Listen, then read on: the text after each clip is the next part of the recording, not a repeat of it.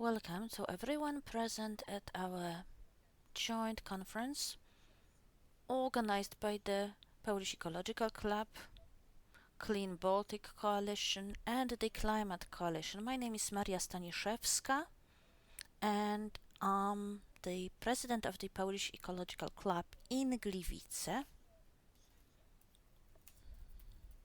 It is the third time we're organizing this grass conference focusing on the Baltic Sea and all external factors contributing to its eutrophication, overall condition and other environmental issues. The conference takes 2 days. Today we're going to discuss the Deforestation Act and the Nature Restoration Law, one on restoration of the environment and the ways they may impact us in the Baltic Sea region, or are they even able to assist us?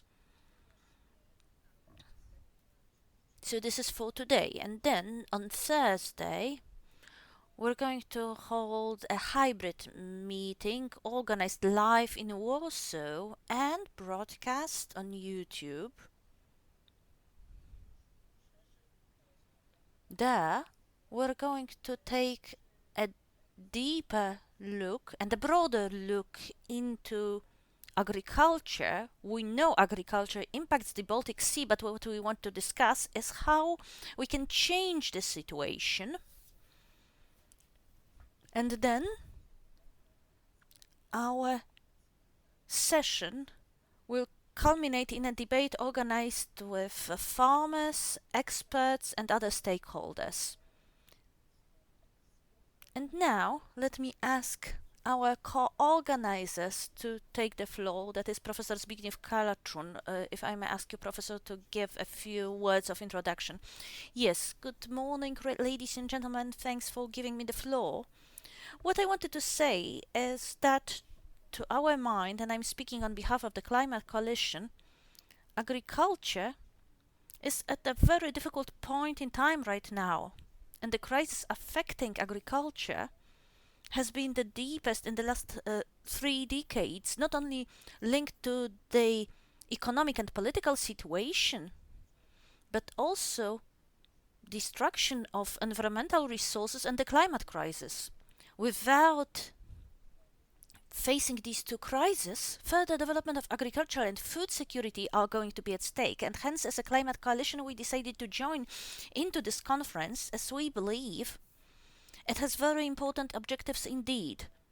First of all, we'd like to discuss how environmental resources are the foundation for further development of agriculture, and that's why today's topics are shaped the way they are. We really hope to develop a voice to show there is nothing at stake between agriculture and environmental protection and recovery, bringing back wetlands, bringing back natural environments. Without that environmental foundation, agriculture will no longer be able to function. But I'd also like to encourage you to participate in the Thursday's discussion, as we'd like to focus on climate changes and the ways climate and climate change impacts agriculture, the ways agriculture should adapt, but also the ways agriculture has to play to stop the climate change. Thanks so much for being here with us, for participating in this conference. I'm convinced it's going to be an inspiration and an interesting thing for us all, and I wish all of us very fruitful deliberations indeed. And now, let me ask Michael Durkin to also say a few words of opening. Thank you, Mary. Good morning, everyone. Sorry for speaking English, but you can choose the translation, of course. Well, first of all, very welcome also from Coalition Clean Baltic, being one of the co-organizers of this conference already for the 6th time. And I'm very, very happy actually to remind ourselves that we were together also 5 years ago in Warsaw at the very same conference, though it has been like a full life behind already through these 5 years. As Professor Zbigniew Karachun has said, we have many crises in front of us. We have been facing severe geopolitical problem in the region, a war that was not expected at all, but that has happened, and that has brought us a lot of challenges, including food, energy, and security crisis in general, and also a crisis in the environmental resilience, not to add. As I said, it's been really a challenging 5 years for all of us, and for me personally, even for many, many reasons in my life. But nevertheless, we have to overcome that. And this is why we are also gathering here at this conference. I also wanted to remind you that 5 years ago we were talking about the upcoming greening of the new European Union Common Agricultural Policy, because it was not yet set, and the policy has only started to be enforced since 2023, so quite recently. And now I think it's time already to see the first results and see whether the greening has ever been coming through and came true, and if it has ever helped us to improve also environmental conditions in the region and in the Baltic Sea. Lastly, I also wanted to remind you that since we last time met, we had also the updated Baltic Action Plan adopted in 2021, and it has a big component regarding environmental impacts of agriculture in the region and addressing specific measures, including nutrient recycling strategy that was put in place and enforced in the region. And we from the Coalition Clean Baltic keep on doing as much as we can, both at the advocacy, but also in the practical measures to support sustainable environmental farming in the region and improve the conditions and support farmers who are working hard to both invest into their production, but also, which is even more important, invest into environmental improvements. And we are doing it through still continued support to the Baltic Farmer of the Year, together with WWF, though it's been suspended for quite a while. And we are also working to support the farming in Ukraine through so-called Green Recovery Plan for Ukraine. So with all that said, I would like to wish this conference to be really successful and looking into practical solutions on how to improve environmental situation in the Baltic Sea region through sustainable farming. Thank you very much. Thank you very much. Thank you. And good morning, everyone, the organizers, the speakers, the participants. My name is Beata Parowiec, and I'm honored to discuss a very important story with you on two European pieces of legislation that are important from the point of view of protecting the forests as well as renewing soils and biodiversity that have at least an indirect impact onto renewing and reinforcing food security. Let's start with a piece of legislation that came into life in 2023 and is aimed at reducing deforestation and degradation of forests through overconsumption. That legislation forbids the introduction of a group of 7 products such as cocoa, rubber, palm oil, soil, beef, and timber onto the market.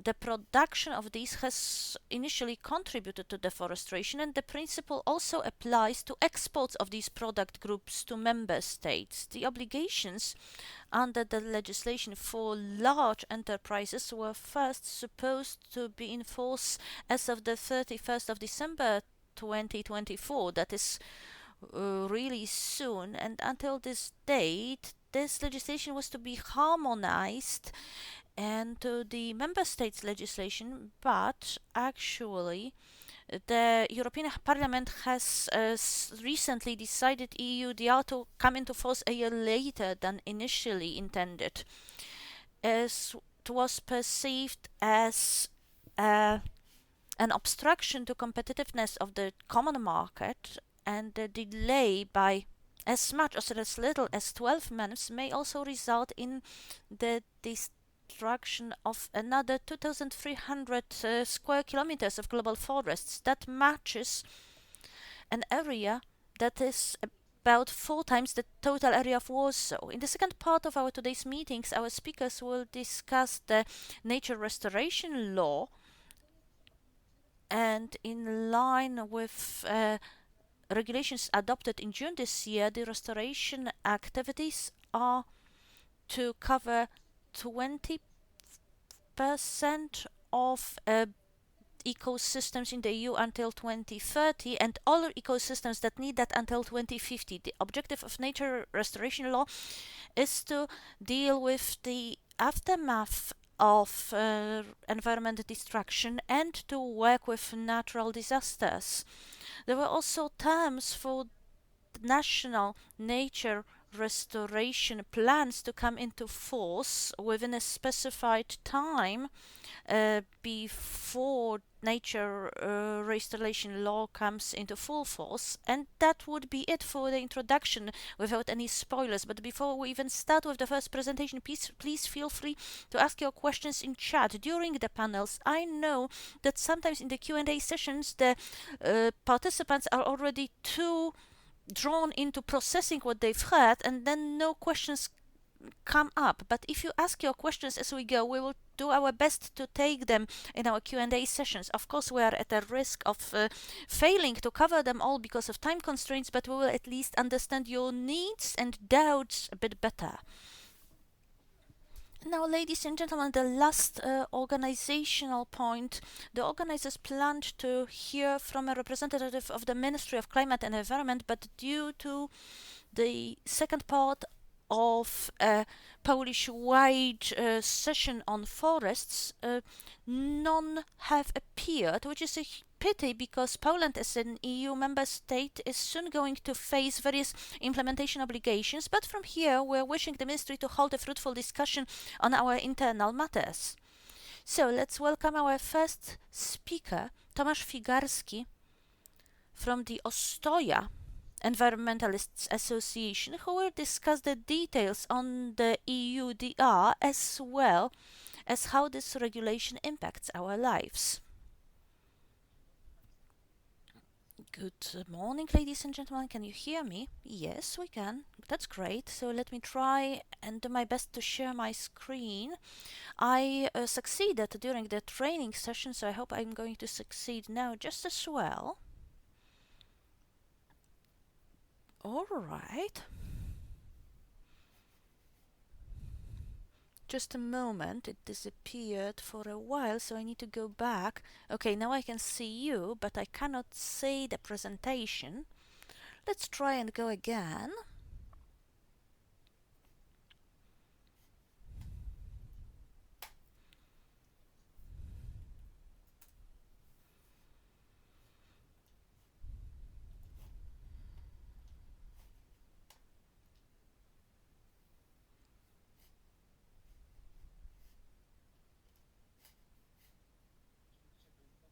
Can you see the slide now?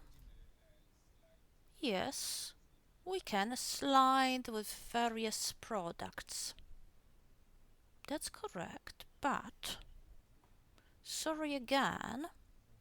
I'm not sure why it happened this way, but okay, let's share it again.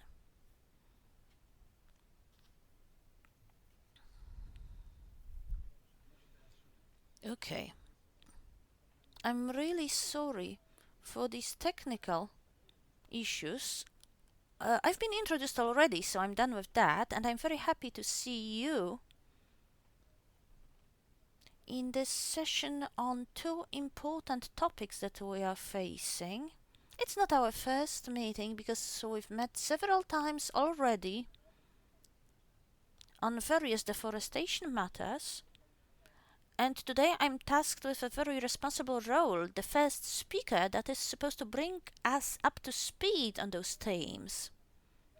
It's a very responsible role and a challenge because there is no representative from the Ministry of Climate and Environment with us here today, which is pretty weird, but we've got what we've got. And it's a huge challenge for me because discussing the legislation, be it EU legislation or national legislation, is not an easy matter. Because the legislation is often quite convoluted and the regulation we're discussing could be a subject of a separate conference actually. So I'm not going to go particularly deep into the intricacies, but let me do my best to present very briefly what we are even going to discuss. For some of you it may be obvious, but for some others, not so much, perhaps. So without further ado, let me move on to the actual matters. The EUDR is a European regulation to combat deforestation. It has two objectives, basically. The first, limiting deforestation on the global scale, or its part caused by indirect and direct impact of the EU member states, and as a result, also reducing greenhouse gas emissions and loss of biodiversity. The regulation discusses 7 products or goods: soy, timber, beef, rubber, cocoa, coffee and palm oil. Why these ones? Because their production has and is contributing to degradation or loss of forests globally. What we should also note is that the regulation has a very broad scope. It affects the whole trading in these goods, that is, bringing them into circulation, selling them or exporting them from the EU. And the regulation also uses 2 terms: goods and products. Goods are the 7 we've just listed. So that may be cocoa, a good, but the regulation also mentions products, that is everything that is made with cocoa or while processing cocoa, starting with cocoa beans up and until the final product that we know the best and also enjoy, that is chocolate.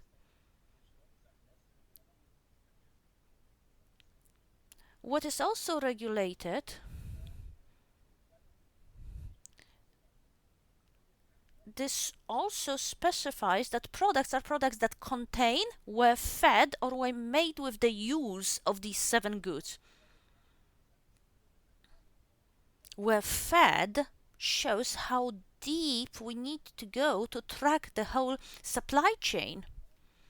If we are discussing beef, we must also track and trace animal feed used to feed the cows. I'm going to get back to that aspect a bit later, but now a question: why is this even important? Some of these products, for us living in Europe, seems quite exotic. So, why is it so important if we want to fight deforestation? Let's take a brief glance at global forests. We have 4 billion hectares of forests in the world. Most of these in 5 countries of the world, that is Russia, Brazil, Canada, the US and China. Just to compare, all EU forests at around 160 million hectares contribute to some 4% of the global forest area. 45% of the forests are tropical forests. This is important because these are of particular importance and attention here. What is also significant, And quite worrisome to us all is that we continue to lose forests. Ever since 1990s, we've lost some 178 million hectares. And that is a net sum that also considers planting new forests in areas that used to be known. So that's a net loss. This is by how many hectares we have less forest globally. And we have individual bars for decades, starting in 1990.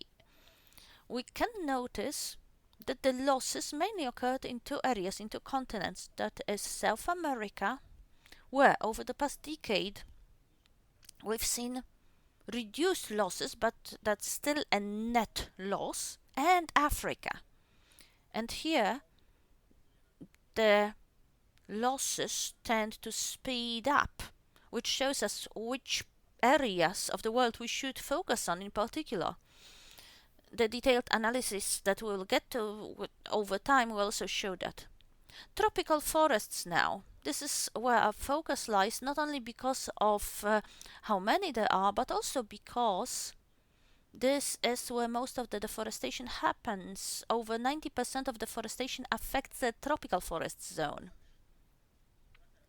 And loss of the tropical forests over the past 2 decades, as we can see, has been changing quite a lot, but it still continues to retain a pretty high level.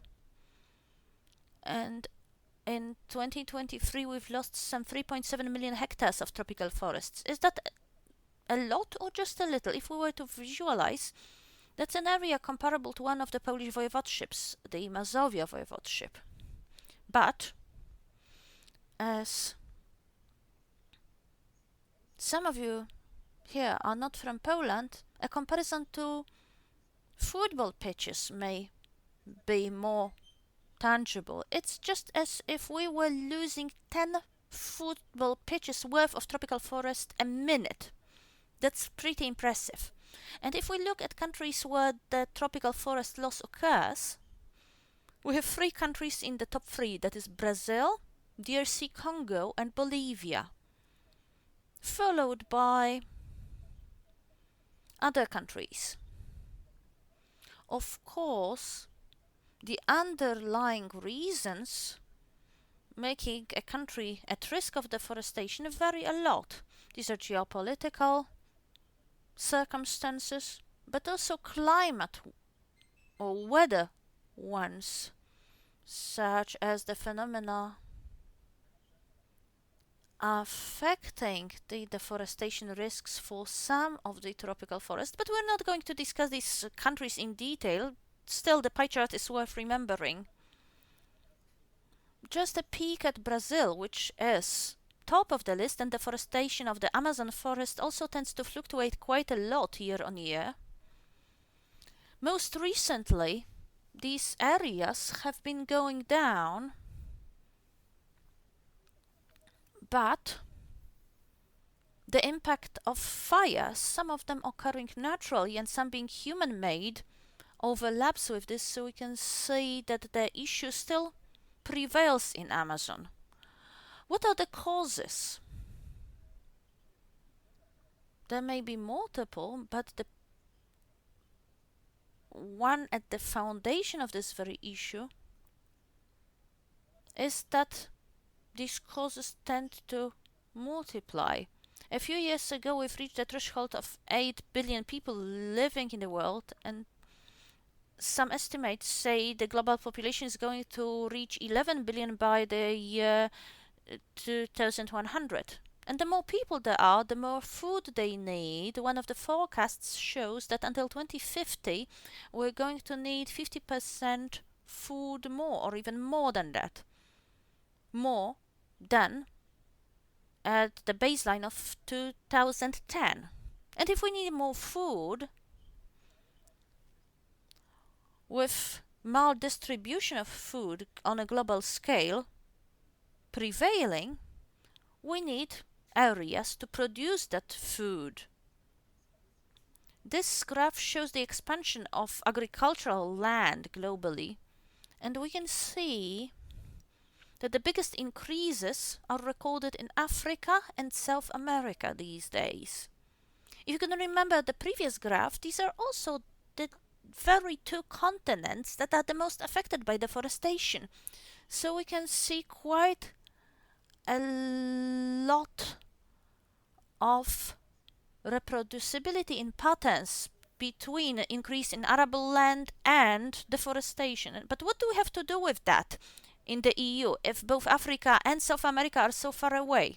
Actually, we have quite a lot to do with that because the EU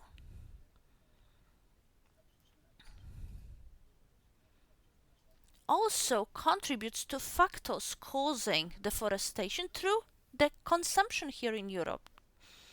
Some 15% of global deforestation is related to direct imports into the EU. Where does this deforestation related to EU consumption occur the most readily? This may be quite a surprise because even though the most global deforestation happens in Brazil, as Europeans we contribute the most to deforestation in Côte d'Ivoire related to cocoa imports. But these numbers fluctuate over the years. Until recently, statistical data published by the European Commission indicated that our biggest contribution was to deforestation related to soybean and palm oil production. But over the recent years, this shifted with cocoa coming to the front, and cocoa imports are mostly from Côte d'Ivoire. That means that's quite a bitter chocolate square that we chomp into. This graph shows the largest cocoa global producers, Côte d'Ivoire and Ghana, leading the table. Now, loss of forests in Côte d'Ivoire over the past decades is pretty significant, and some 40% of that deforestation is related to cocoa production. Indeed. Another glance at deforestation split into individual countries and products, that is EU-driven deforestation. If we look at that, we're able to note that we are causing deforestation in Côte d'Ivoire caused mainly by cocoa and coffee production. In Brazil, that's mainly through soybeans and beef. In Indonesia, through palm oil. In Ghana, again by cocoa. Malaysia, palm oil, and so on and so forth. So we can see the products and the countries of the world that are at risk through our imports. And if we look at the specific EU member states that contribute to deforestation the strongest, we have the Netherlands, Germany and Spain being the strongest contributors. In brackets you can see the products that weighed the most for each and every country. It could be palm oil, cocoa, again palm oil, again cocoa. For Poland that's cocoa and 6.5 thousand hectares of deforestation. So as you can see, the problem is happening on quite a large scale, and the assessments may differ. We can compare it to contributions from imports from other countries, but we can see that Europeans take their consumer choices, and thus they also impact what happens on the other end of the world. And here the European Union deforestation regulations comes into play again, aimed at fighting that very issue. Of course, we are not going to discuss the individual clauses or doubts in detail, but the main three requirements towards goods and products to be imported to Europe, first of all, they are to be deforestation free. That is, they are supposed not to cause deforestation or forest degradation. They're also to be produced in line with adequate regulations at the country they are produced in, and they are to be accompanied by a due diligence statement. The individual pillars of this regulation mean traceability throughout the supply chain, the requirement for such traceability for products to be imported in the EU, and that's very difficult. Because as we know, the supply chains may be very convoluted at times. And the regulation tells us we're supposed to track and trace not just products made with the goods, but also products fed with the goods, meaning the supply chains get longer and longer. These are also to be products that don't cause deforestation or have not caused deforestation since the cutoff date of the 31st of December 2020. Companies importing these products into the EU must also prove they've exercised the due diligence, that is, that there's no risk or only negligible risk of the product having caused deforestation. To that end, they make due diligence statements. And the third pillar, a very painful one, comprises penalties, quite substantial ones. Financial penalties, up to 4% of annual company revenue, but also exclusion from public procurement systems in EU member states or the whole EU. And of course, there are many risks accompanying the implementation of EUDR into individual member states' markets or the whole EU. These relate to lack of knowledge on the part of partners from countries these products are imported from. We're talking global south countries there. And very often we have fragmented agricultural production. These small farmers are not able to meet these obligations themselves, such as the ones related to a geotagging requirement that is a part of the traceability requirement. Geotagging, that is recording geolocation for individual plots the products are grown in, the goods are grown in. And of course, the character of the EUDR is pretty general, even though they apply directly without national legislation to, for instance, point to a responsible authority to coordinate the implementation of the regulation and to impose penalties. The regulation will never work. Right now we are at this special moment where we are at risk of the regulation implementation being delayed by a year as a result of strong lobbying from the industry. But as a part of the last slide, I wanted to show you a good example. Professor Karachun said at the start that we should be developing a shared voice to show how the implementation of this regulation is actually not at odds with the interest of farmers at all. This is an example from Africa, one of these countries I showed to you earlier on as the most at risk from EU-driven deforestation, that is Ghana and Côte d'Ivoire. CocoaBot, that is a Ghanaian cocoa market regulator. And in this global south country, they've already taken on efforts to implement the EU regulation. Mid-2024, a piloted geotagging program was already implemented to geotag plots cocoa is produced in and to equip cocoa merchants with smartphones and internet connectivity, meaning Ghanaian cocoa regulator is shifting that responsibility from individual farmers onto first-level cocoa buyers before the cocoa even gets to European markets. For them, it's a growth opportunity, an opportunity to avoid exclusion from the global markets. 17% of the population is somehow related to cocoa production in Ghana, with 60% of that cocoa being exported to the EU, meaning they took efforts, grassroots level efforts, to meet the requirements of the EUDR. And I believe that our large manufacturers and EU member states should now be blamed for trying to delay that. And COCOBOT is, by the way, a governmental level regulator, but we also have two associations, two farmers organizations from Côte d'Ivoire and Ghana that have already approached the EU in July this year, asking for not delaying the EUDR implementation.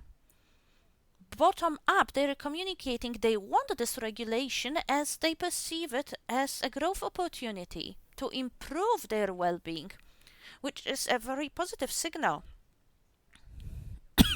And one that may shame us a bit here in the EU, at least the ones who oppose the implementation and who want to weaken the force of this regulation. This is it from me. Thank you so much for your attention, and feel free to ask questions. I will do my best to answer. Thanks so much for showing us the underlying causes of the issues and risks to the functioning of the regulation. Now let's listen to a next presentation to develop on this EU perspective. We will listen to a presentation by a Danish politician and representative of Radikale Venstre, Anne-Sophie Sødlin-Henningsen. Please welcome with your presentation, Madame Henningsen. I hope I pronounced the name of the political party correctly. Yeah, thank you. I'm just going to share my presentation, 2 seconds. And just to clarify, I'm not here from a party. I'm from a Danish NGO called Forest of the World. Okay. But I'll dive more into that.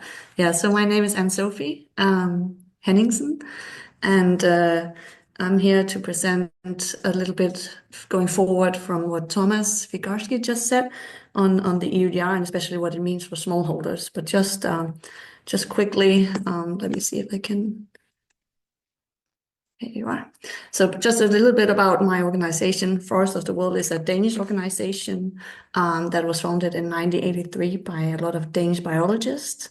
We today work in East Africa, South and Central America, and of course in Denmark. So we have offices here in Denmark, but we also have offices around the world in Ethiopia, Bolivia, and Honduras. And we are a membership-based organization, so we have around 25 employees, but we have more than 6,000 members here in Denmark. And I am a European advisor in Forest of the World and working especially with the EUDR. And some of these things might be a little bit repetitive of what Thomas just said, but I hope you can survive that as well. But first of all, I just want to say a few words on why we should even care about forest, because forest has a lot of potential. It is right now we are in the middle of a biodiversity and climate crisis, and here forest is potentially our biggest ally. Actually, 80% of all land-living species depend on forest. We have more than 1.6 billion people who live in and off the forest. Out of them, 70 million are indigenous peoples. And the World Economic Forum has actually defined forest as relevant for around half of all economics in the world. And that's just on the biodiversity part. Then we also, of course, know that forests sequester and store carbon. So for somebody like the EU, it's important to take care of the forests. But unfortunately, as Thomas also mentioned, forests are in decline. So we have lost over 420 million hectares of forest just in the time of my life since 1990. And the most important reason is agriculture. And as Thomas also mentioned, the EU as an importer is actually very much committed and part of this development. So we have a big role to play in terms of stopping deforestation, but we're also part of causing deforestation. And just to outline the reason why EUDR is so important, because in the last many years, we have seen voluntary agreements globally that have not worked. For example, during the COP in Glasgow, there was a voluntary agreement to halt deforestation, but we have not seen the result of these agreements. So therefore, there is a need for a new way of thinking about deforestation. And here I think European deforestation regulation is a very key example. So just why this is important for the EU. So as I said, deforestation, if we can stop deforestation, it is a very important part of halting climate change. Deforestation equates to 11% of all emissions, and if you said that deforestation was a country, it would be the third biggest emitter of carbon gases after China and the US. So for the EU, the European deforestation regulation is a very important part of our climate work. It's a very important part of the European Green Deal that was agreed upon in 2019. But there is also, and I think this is important when we are talking at a conference that is focusing on European nature, that there is an important focus on European forest as well. Because it's not just globally that forests are in decline, we're also seeing that in Europe, where, for example, in Denmark, all our forest ecosystems are in a bad state. And that's not just Denmark, that is something that we are seeing as a trend across the EU. So besides having a focus on tropical forests, there's a huge chance that the EUDR could also have a positive impact on our own forest here in the EU. So just quickly why the EUDR is the greatest thing in the world and why this makes so much sense for the EU.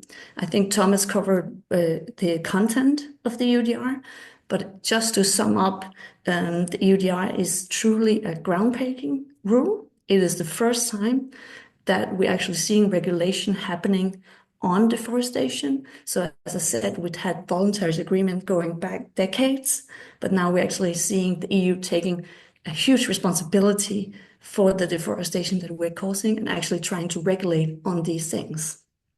And then because the EUDR has these three columns, as Thomas mentioned, in terms of traceability and legality and penalties, there's a huge chance that with the EUDR, we will change the way we see our supply chains, especially because traceability will mean that we actually have a chance to get more data and know more about how our supply chains are working. And then lastly, of course, if we can actually succeed with the purpose of the EUDR to stop deforestation, this will have a huge benefit on forests, on the people living in the forest, and of course the animals and the nature around the forests. So I think Thomas just quickly mentioned this recent thing about the delay, and I promised some of the people behind this conference that I would just comment on it. So the EUDR was supposed to enter into force by the end of this year, and companies in the EU were preparing for that. But after the election this summer, the Commission proposed a 1-year delay here in October. That would mean that the EUDR would come into force in 2025 instead of, by the end of 2025 instead of the beginning of 2025. And actually, there was a huge agreement between the European organizations, the Commission, the Council, and the Parliament about this. But then the conservative parties in the Parliament proposed additional changes, which including adding a no-risk level to this benchmarking system that is an integrated part of the EUDR, and also adding another amendment that would mean that if this benchmarking system and the information system needed for the EUDR were not ready half a year before entering into force, there would be a potential to delay the EUDR again. Unfortunately, these proposals from the EPP, the Conservative group, were voted through in the Parliament with a very, very small margin. And that means that we're actually now moving into what is called a trilogue. So the Commission, the Member States and the Council and the Parliament will actually have to renegotiate a lot of elements of the EUDR. And this is, of course, super concerning because we're not just looking into a 1-year delay, we're potentially looking into the EUDR being watered down. And that would mean that that companies who have already been preparing for the EUDR will need to reconsider what they're doing. They might not benefit from what they have already planned. And of course, that deforestation can continue to happen for a very long time. I will not go into more details about this, but if you have any questions, you're welcome to put them in the chat. But I want to say that this situation we're in now, with the trilogues happening again, means that we have a lot of uncertainty about the EUDR and whether it could potentially just be postponed 1 year, which I think will probably happen. It could also be watered down, or it could actually come into force. If they cannot agree, it could come into force by the end of this year. And then I just want to outline that this is, now we're going to talk about nature restoration later, but I think that this whole discussion about the EUDR and seeing the politicians actually starting to rediscuss and change things in legislation that has already been approved is super concerning. I think the EUDR is not necessarily the only thing that will happen in the parliament. So what I was actually supposed to talk about is what the EUDR will mean for smallholders. And I think it's important to say that when I talk about smallholders, it's mostly going to be the ones that Thomas also mentioned a bit, the smallholders that work in third-party countries that are outside of the EU. And Forest of the World is especially working with smallholders in Ethiopia and Uganda, and that is primarily on coffee and cocoa. So the things that I'll talk about next will be based on our studies and our findings from those projects. But just quickly saying that from the EU's perspective, the EUDR is not covering smallholders. So there's no requirements for smallholders in the EUDR.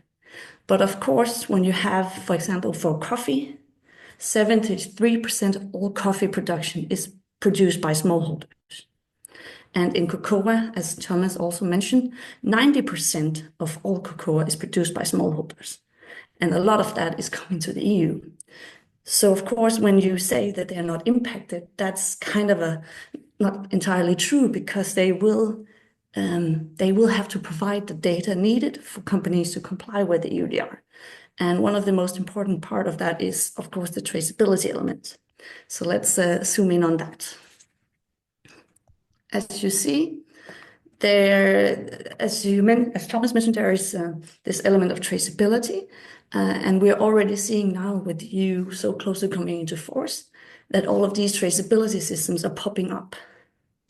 So in the EUDR, there is this requirement that you need to be able to provide data on where your product has been produced, down to the plot of land. And this, of course, for many companies is very, very difficult.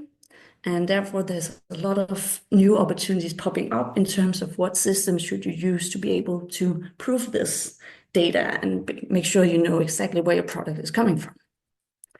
The issue is, though, that these systems are very rarely made for smallholders, and especially they're not made for what we call forest-adjacent smallholders, which are the smallholders that are producing very close to the forest. And my point with all of this and the next scenarios that we'll go through is that we need these smallholders to be part of our supply chains. As Thomas mentioned, one of the reasons for deforestation to occur is this growth of people, especially in Africa. And therefore, if we don't get these smallholders that are close to the forest into the EUDR system, then they will continue to deforest, and we will not have saved the forest that we're actually trying to save. And the second argument that I will make is that it is key that smallholders, and that is both within the EU and outside of the EU, they own their own data. Because if they don't own their own data, they will be locked into companies. So what we did in Forest of the World was that we created some scenarios that we believe the EUDR could have a potential impact based on our knowledge and findings. And there are 4 scenarios that I will just quickly go through. And these scenarios, of course, are mostly made for smallholders, but I'll try to also set them in the context of a European farmer. So the first scenario is that the big producers, the importers in the EU of, for example, cocoa, they will find other markets because if they know, for example, that Ugandan coffee producers do not comply with the UDR, they will try to look for another market. So, for example, Brazil. I don't think this scenario really impacts so much on the European farmers. But for example, let's say that you are a smallholder, and that is the scenario on the other side. If you are a smallholder producer in the EU and a company is buying your product, then there is a chance that that company will just find a bigger producer to buy from, because they know that the bigger the producer, the bigger the chance are that they have the resources to actually comply with the UDR. So this is, of course, a concern that the smaller producers of, for example, coffee, cocoa, or in Denmark, or in the EU, timber, meat, could be pushed out of the market because the bigger producers will be easier to comply with the UDR. The second scenario is what I also talked about in terms of traceability, is that you have these smallholders, especially in third-party countries, who are not able to actually gather or provide that data. And therefore you have bigger companies from the EU coming with a data system and saying, well, we can support you, we can help you. But then when it turns out that when they use that system, they would actually be locked into that producer. And I think that's also a situation that could happen in the EU. Our third scenario is that there will be different requirements for documentation. So, for example, if you are in Uganda, the forests are very dense in some areas and very rare in other areas. And if you are a smallholder coffee producer in the northern parts of Uganda, the chances are you're very far from the forest, which means it's easier for you to ensure and to document that you are not causing deforestation. Whereas a producer in Uganda who are closer to a forest, for example, the ones that we work with, they will have to really work hard and to provide that additional data to show that they are not causing deforestation, because they will very often either be working in a forest or very, very close to a forest. So that amount of additional documentation could cause a screwed market as well. And lastly, and I think this is a scenario that counts for both within the EU and outside of the EU, is of course the increased cost. Who will actually take that cost upon them? And of course, the EU with the EUDR has assumed that European companies will carry the cost. But as we all know, there is a huge chance that this cost will just be funneled down the supply chain and end up at farm level. And especially with smallholders outside of the EU, the amount of money that they are earning on their products is very low. And if they need to also bear the cost of being EUDR compliant, that would mean that they would either not be able to sell their product to the EU because it will be too expensive and therefore finding other markets, or they will not be able to earn enough to actually make a living. Yeah, so that is the 4 scenarios that we're working with. And what we then came up with is that, at least according to traceability, there are a few options in the EUDR. So the EUDR only requires that you have one due point if you have a farm that is less than 4 hectares. But our recommendation will always be to have at least a polygon where you have the whole plot of land covered, because then you control more of your own data and you will not be responsible for traceability systems kind of deciding where your farm is. And this is the 7 recommendations that we came up with. I tried to highlight the ones that I believe are also relevant for European farmers. And as you can see, it's basically most of them. But our recommendations for companies who are working with the EUDR and who have smallholder suppliers in their supply chain or are developing traceability system is these 7. So we will recommend that you design a system that actually is easy for farmers and cooperative to use. We will always recommend that data is stored as close to the source. This is then going back to who is owning the data. Then, of course, the system should be interoperable so that you can share data between one traceability system to another. The design should be simple again, with smallholders outside of the EU, many of them is not very capable technology-wise, and therefore the system has to be super simple.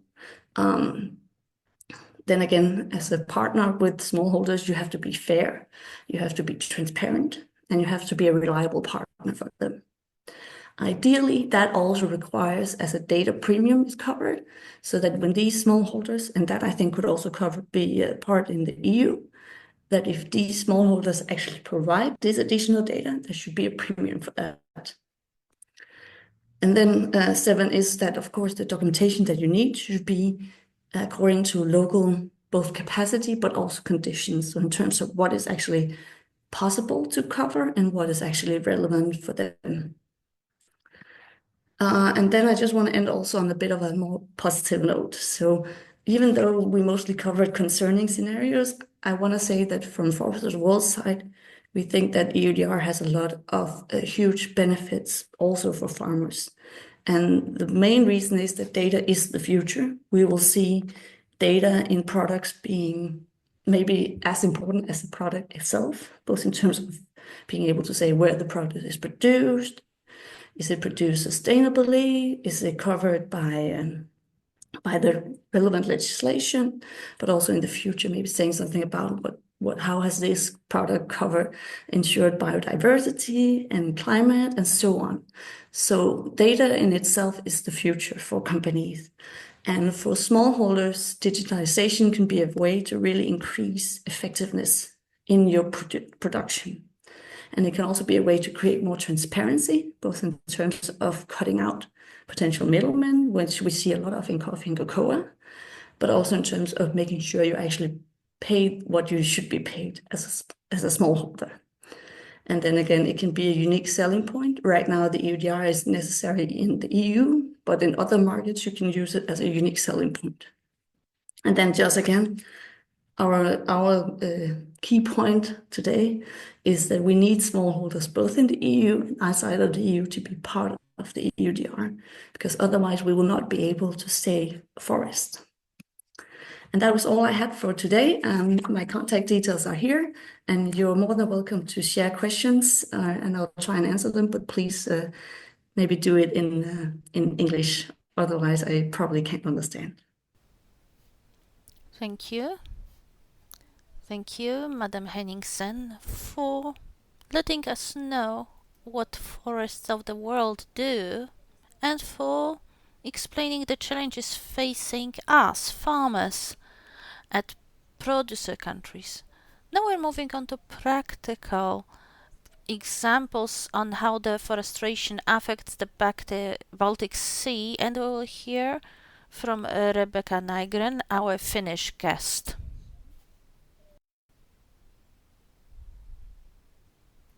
And I will use this occasion and ask our participants to take a note of who you're sending your comments to in chat. The default version is panelists and organizers, meaning not all participants can see your comments.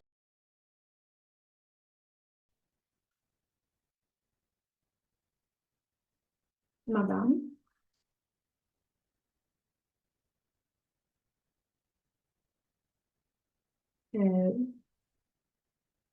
Madam Rebecca, can you hear us? Oh, yes. Hello. Hi. We are ready to hear your presentation. Yes, I will share it. Let me find it. Sorry, no rush. No worries. So let's try this and let me know if you can see the right window, yes, the presentation. It's we see it in a full screen, so it's perfect. Perfect. So yes, so my name is Rebecca Nygren, and I am from a small environmental organization in Finland called Natur och Miljö, which roughly translates to nature and environment. So we are aimed mostly at the Swedish-speaking population in Finland, so quite a small organization. And I work here as a project manager. My background is in ecology, and today I'm going to talk about a bit more, still about deforestation, but a bit more close to home. So not as not like this global perspective, but more focusing on the boreal forest and in the Baltic area. So yes, more specifically, I will talk about the impact that forestry has on the flow of nutrients into the Baltic Sea, and also how we can mitigate these negative effects with so-called nature-based solutions. But yes, I'll jump right into it. So as I said, I'm from Natura Milieu, and we have this new campaign, or new. It launched earlier this year, which is called in Swedish Från skog till hav, which roughly translates to from forest to sea. So with this campaign, what we want to do is to promote a cleaner Baltic Sea. And that is the main sort of goal of the campaign. So we want to, first of all, like we have divided this whole campaign into 3 sort of bigger focus areas. The first one is how forestry impacts the Baltic Sea, and how nature-based forestry can reduce nutrient emissions from forestry itself. The second one is more about how the coastal areas in general are affected by eutrophication in the Baltic and in the coastal areas, and also how this can be managed by sustainable reed management to sort of combat the issue with eutrophication, and at the same time restore these original coastal environments. And our third sort of main area within this campaign is to look at how restoration of coastal environments can contribute to nutrient uptake, and therefore also help promote a cleaner Baltic Sea. And what ties this all together is that the heart of the campaign is these nature-based solutions. So we want to emphasize how we can use nature-based solutions throughout all these areas to promote a cleaner Baltic Sea. But today I will focus specifically on the first area, so on forestry and how that affects the Baltic Sea, and how we can decrease nutrient emissions from forestry. But okay, so why is this kind of Baltic Sea campaign important? Well, the Baltic Sea maintains a really unique ecosystem. It is a brackish water with both species from marine environments and from freshwater environments. So it's a very special sort of composition of species. And it's also a very sensitive ecosystem, because it contains not very many types of species, but the abundance of each species can be quite staggering. We also know that the Baltic Sea provides us with many ecosystem services. For example, the sea gives us clean air, it gives us food, and also recreation and like boating and stuff, and also has cultural value for many people who live around the Baltic Sea. But the status of the Baltic Sea, as we know, is not very good. So the main threats that the Baltic Sea is facing right now are pollutants, eutrophication, and climate change. And all these stem, of course, from land-based activities and human pressures. So we have to stop these stressors to actually save the Baltic Sea. We have to drastically reduce the human human pressures, and at the same time try to reduce the effects that we already are seeing, or that have contributed to eutrophication, for example, in order to save the Baltic Sea. So one of the biggest threats, as I said, is eutrophication. And eutrophication is caused by an excess of nutrients. This is primarily nitrogen and phosphorus, which accumulates in the water. And this excess of nutrients leads to an increase in the growth of organic material, such as fine threaded algae or algal blooms. And when this organic material finally dies and sinks to the bottom, or suffocates also the marine vegetation, which also dies and sort of falls to the bottom, then the bacteria on the seabed will start to break down this material, which means that they consume a lot of oxygen. And therefore, eutrophication also leads to oxygen deficiency, and in worst case, even to these so-called dead zones, where there is no oxygen left and very few things can live. Sorry, skipped ahead a bit. So the algal blooms are in nature, they can be quite normal, but they become an issue when they are excessive, because algal blooms can have toxins that lead to issues for both humans and other organisms as well. Also, algal blooms like these on the picture here can decrease the light that penetrates the water surface, which also limits the light that aquatic macroalgae and plants need for their growth. And for the case of hypoxia and anoxia, when the bacteria has broken down a lot of the material and used a lot of oxygen, the anoxic areas sort of start to, or hypoxic areas start to come about. And in these areas, only this few types of bacterial species can live. So very harsh environments. And as I said, this is caused by high oxygen consumption on the seafloor to break down the organic matter.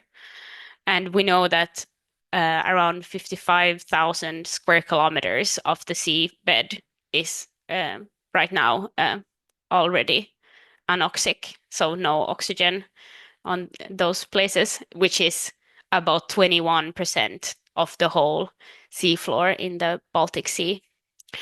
And to add to that, also 34% of the seafloor that is left is then hypoxic, so has very little oxygen. So it's not looking good for the Baltic Sea when it comes to eutrophication. Then there's another issue that has gained some interest in the scientific community lately, and it's called, or the effect is that the water becomes darker, and this is called brownification. And brownification is caused by the runoff of organic matter and particles, such as humus, dissolved organic carbon, and iron. And the runoff of this organic material is primarily caused by different anthropogenic factors, such as climate change and land use changes. And a lot of it comes from these drained peatlands, which which emit a lot of humus into the Bothnian Bay, and where it's increasing, the humus load is increasing a lot where we see brownification. But I will go more into these drained peatlands in a bit. In addition, also so this brownification doesn't just make the water darker, it also binds and transports nutrients with it to the sea. So also again contributing to eutrophication. And to make things worse, the humus that feeds the bacterial growth in the sea, which again affects this very delicate ecosystem that we have in the Baltic Sea. And forestry, sadly, contributes a lot to the emission of organic material and particles through the runoff from ditching networks, which have been created for draining peatlands. And the consequence of brownification is that it affects the light penetration, so it becomes darker, and those organisms that are dependent on light, of course, are negatively affected, and it also affects the visibility and turbidity of the water, and so many species are affected in their life cycles and their interactions, and hence the ecosystem at large is affected by this. So, what is then the root of this issue of this eutrophication and brownification? Well, the main causes are all anthropogenic activities, and the biggest one being agriculture. But we also see effects from one source being forestry, and there is also nutrient emissions coming from point emissions from societies and industries, and also scattered settlements. But on a positive note, the nutrient emissions have decreased since the 19th. So in 1990, if we look at it back then, it has decreased today with 12. The nitrogen has decreased, emissions per year have decreased like 12%, and phosphorus 28%. So we are on the right track, but this is still not enough, and we see no sort of alleviation of the eutrophication in the Baltic Sea. So it's a slow process, and it will take greater efforts and more time for the Baltic to recover from the earlier input of these nutrients that are already in the system. So how does forestry tie into all this? So forestry, although not being the main cause, the main source of diffuse nutrient emission come from, as I said, agriculture. But in Finland, at least the forestry industry is very large, and we are very dependent on it. But we also know that the forests anchor nutrients naturally. So when we alter natural forests and use intensive forestry practices, this can lead to a lot of nutrient leaching. And in Finland, this is very important because 86% of our total land area is forestry based. So we have very much forestry going on in our country, and therefore also we see that it is the second largest. Forestry is the second largest nutrient emitter after agriculture in Finland. So more specifically to look at what the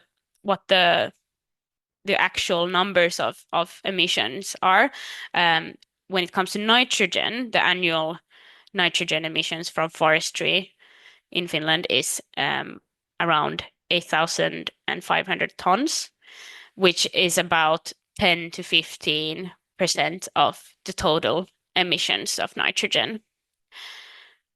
When we look at phosphorus, it's about 600 tons a year. And this varies depending on year, but it's around 15 to 25% of the total phosphorus emissions. So it's not obviously the majority of the emissions coming from forestry, but still a substantial amount that has a negative effect on the marine ecosystems. And to add to that, we also have the emissions of organic carbon. And from the forest, we have a heaping 78,000 tons running off into the watercourses every year. So this is not much when compared to the total emissions, but still absolutely affecting the brownification of the water. Okay, so why does the forest industry then emit so much nutrients, and why does it contribute to this eutrophication and to nutrient runoff? Well, the main reason is ditching and drainage of peatlands. So vast areas of wetlands in Finland have historically been drained by making these intricate ditching networks. And the point of these drainage, this drainage of peatlands, is to increase the growth rate of trees and to produce more timber, because for Finland it is a very important economy. However, these ditches contribute to the direct transportation of nutrients and particles into the watercourses, which ultimately reach the Baltic Sea. And we see that when these peatlands are drained, the changed water table makes the soil more prone to erosion, and also that the day water runs more quickly through the ground directly into the water courses. Also, drained peatlands make up a quite substantial area of all the forested area for forestry in Finland. So 25% of our forestry area is devoted contains peatlands. And also around 50% of all peatlands in Finland have been drained today. So there is only half of it left in its natural state.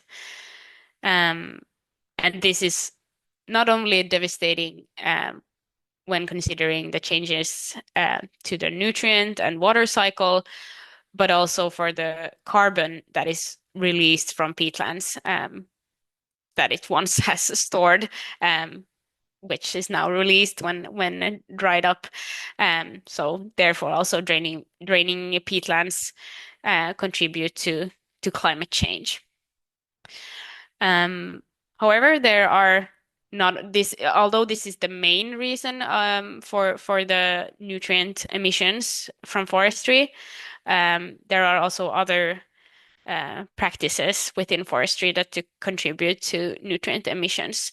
So, for example, we see many forest owners using fertilization. This is where they add nutrients to the forest to increase the growth rate once again. And there is, of course, worse and better ways to do this, and it's a lot depends on timing and what type of fertilization is used. But then there's also clear cutting. So when an area is deforested simultaneously, so a big area is cut altogether. And while when doing this, this eliminates and degrades the vegetation and the trees, of course, that normally would take up and assimilate the nutrients. So when they are not there, the nutrients are more likely to run off into the water courses.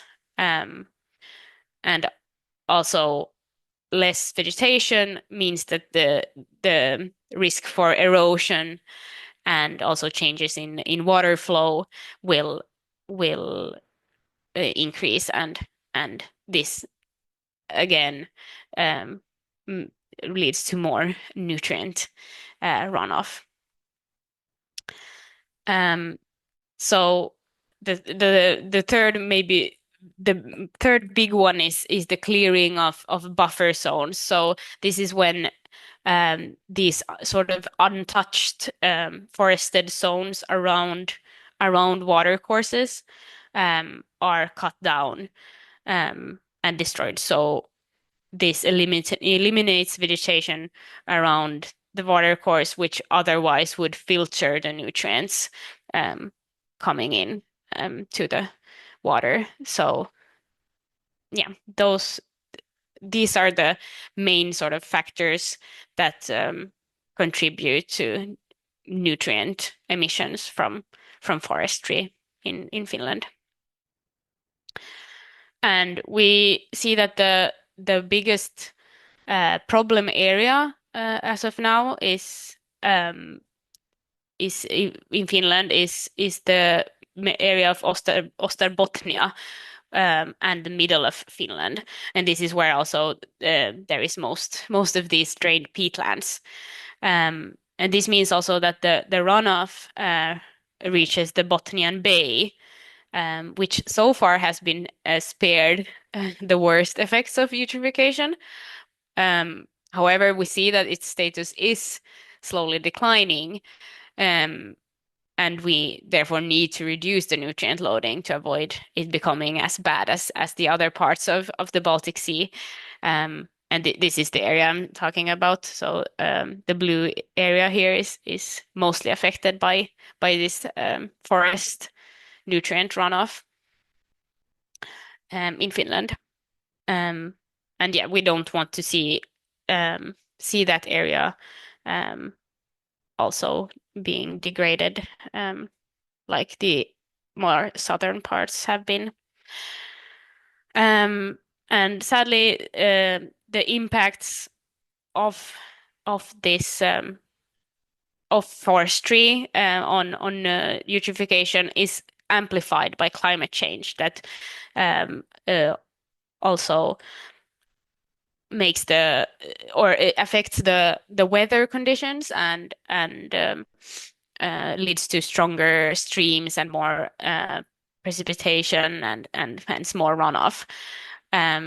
We also see risks with bioeconomy becoming or wanting to intensify industries such as forestry. So we have to evaluate the effects these industries have on other environments such as the Baltic Sea before actually relying on them too much. Yeah. So how can we then sort of solve this issue with the nutrients coming from forestry, the forestry industry?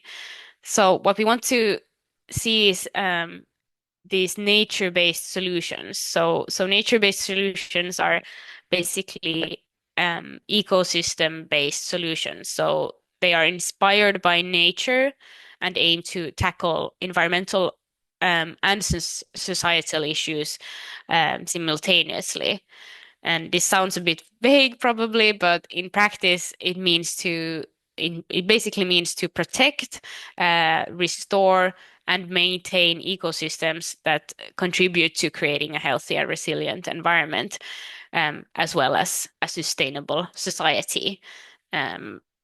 So these are the solutions we want to see in the future in these types of industries, be it in agriculture or in forestry or in any other type of industry that sort of relies on the nature or the ecosystems in ecosystem services. So we need to sort of promote ecosystem services and keep those alive and healthy. And when it comes to forestry, nature-based solutions can be quite a lot, but to give you some concrete examples, it can be creating these buffer zones around watercourses that I talked about earlier. So having big enough areas of untouched and natural vegetation around watercourses to help retain some of the nutrients in the forest ecosystem. Another approach can be to avoid ditching and draining. This should be an obvious one because it's the main sort of driving factor that of nutrient emissions from forestry. So avoid new ditching in all manners, but also it's important to avoid cleaning the ditches. So when we have old ditching networks, we see a lot of forest owners going in and cleaning out the ditches so they can stream quicker and hence also they bring with them more nutrients downstream. So the function of the ditch will still be fine with even if it's vegetated a bit. The vegetation will only help retain some of the nutrients that would otherwise just go directly downstream. So yes, avoid cleaning ditches as well. Then we can also actively go and fill in old ditches and ditching networks to allow the groundwater level or the water table to stabilize and create wetlands again that are sort of the natural state of the place. And I understand that from an economic perspective, this might not be feasible in all areas, but we could at least choose some important key places where we see a lot of runoff, nutrient runoff, and restore these areas by filling in old ditching networks. Then we can also avoid or apply this continuous cover and nature-based forestry. So by keeping always some trees and vegetation in the forest, so it still can function and have the same ecosystem services as a forest, even when you have selectively chosen a few trees to pluck down. You can so in this way we get both the it's a win-win situation for the forest owner and for the forest and for the seas as well. And then also obviously avoiding forest fertilization, or at least avoiding these nutrient-based ones and use or use the more natural ones such as tree ash, which is not as prone to lead to nutrient leaching, and also do it at the proper time, so not when the snow is melting or when we have a lot of precipitation. Also, an important nature-based solution within forestry can be that avoiding invasive sort of ground preparation methods, for example, plowing, and this goes a bit hand in hand with the applying continuous cover forestry, because then you won't need to do these ground preparation methods because you don't have a whole area to plant, or you have not cut down all the trees from from the same area, so you don't need to do these invasive ground preparations. And then finally, we need to simply protect, restore, and create more wetlands. So to keep the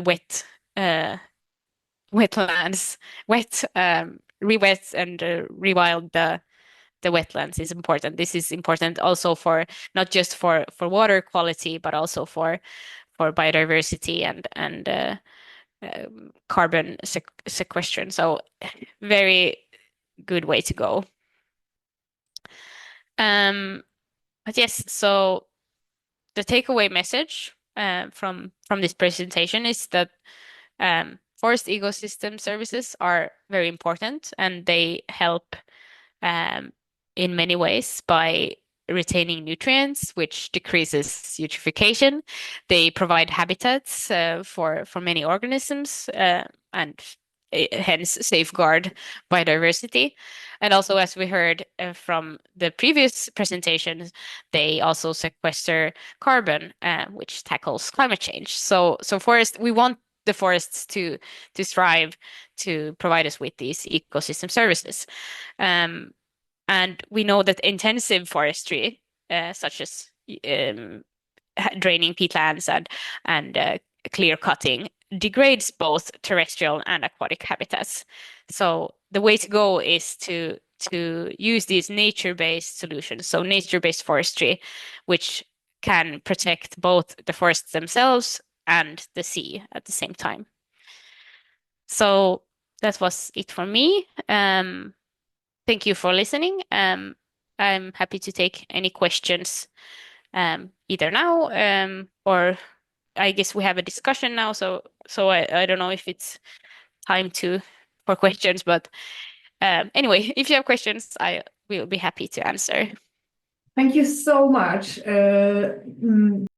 Thank you so much for this broad presentation of risks to the Baltic Sea ecosystem. And now we're moving on to the discussion part to take around 20 minutes. I saw some questions in chat. How about we start with the one to Mr. Figarski? Are there any pre-indicated plots, products will grown on which will not be exportable, such as cocoa? Well, I answered that on chat, but let me also answer here to everyone. For now, there are no such pre-designated plots, but each country the products are going to be sourced from needs to be classified under one of three risk levels: low, medium, or high risk, and this will impose various obligations that will be more or less detailed depending on this risk level. So there are no pre-designated plots, but one of the parts of the certificates, due diligence certificates, will include indication of plots, which will enable tracking cultivation history based on the satellitary photos.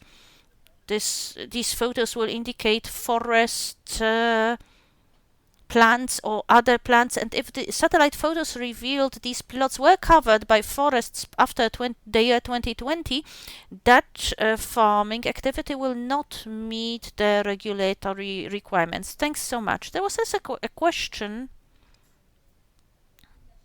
or an explanation of the difference between tropical forests and rainforests,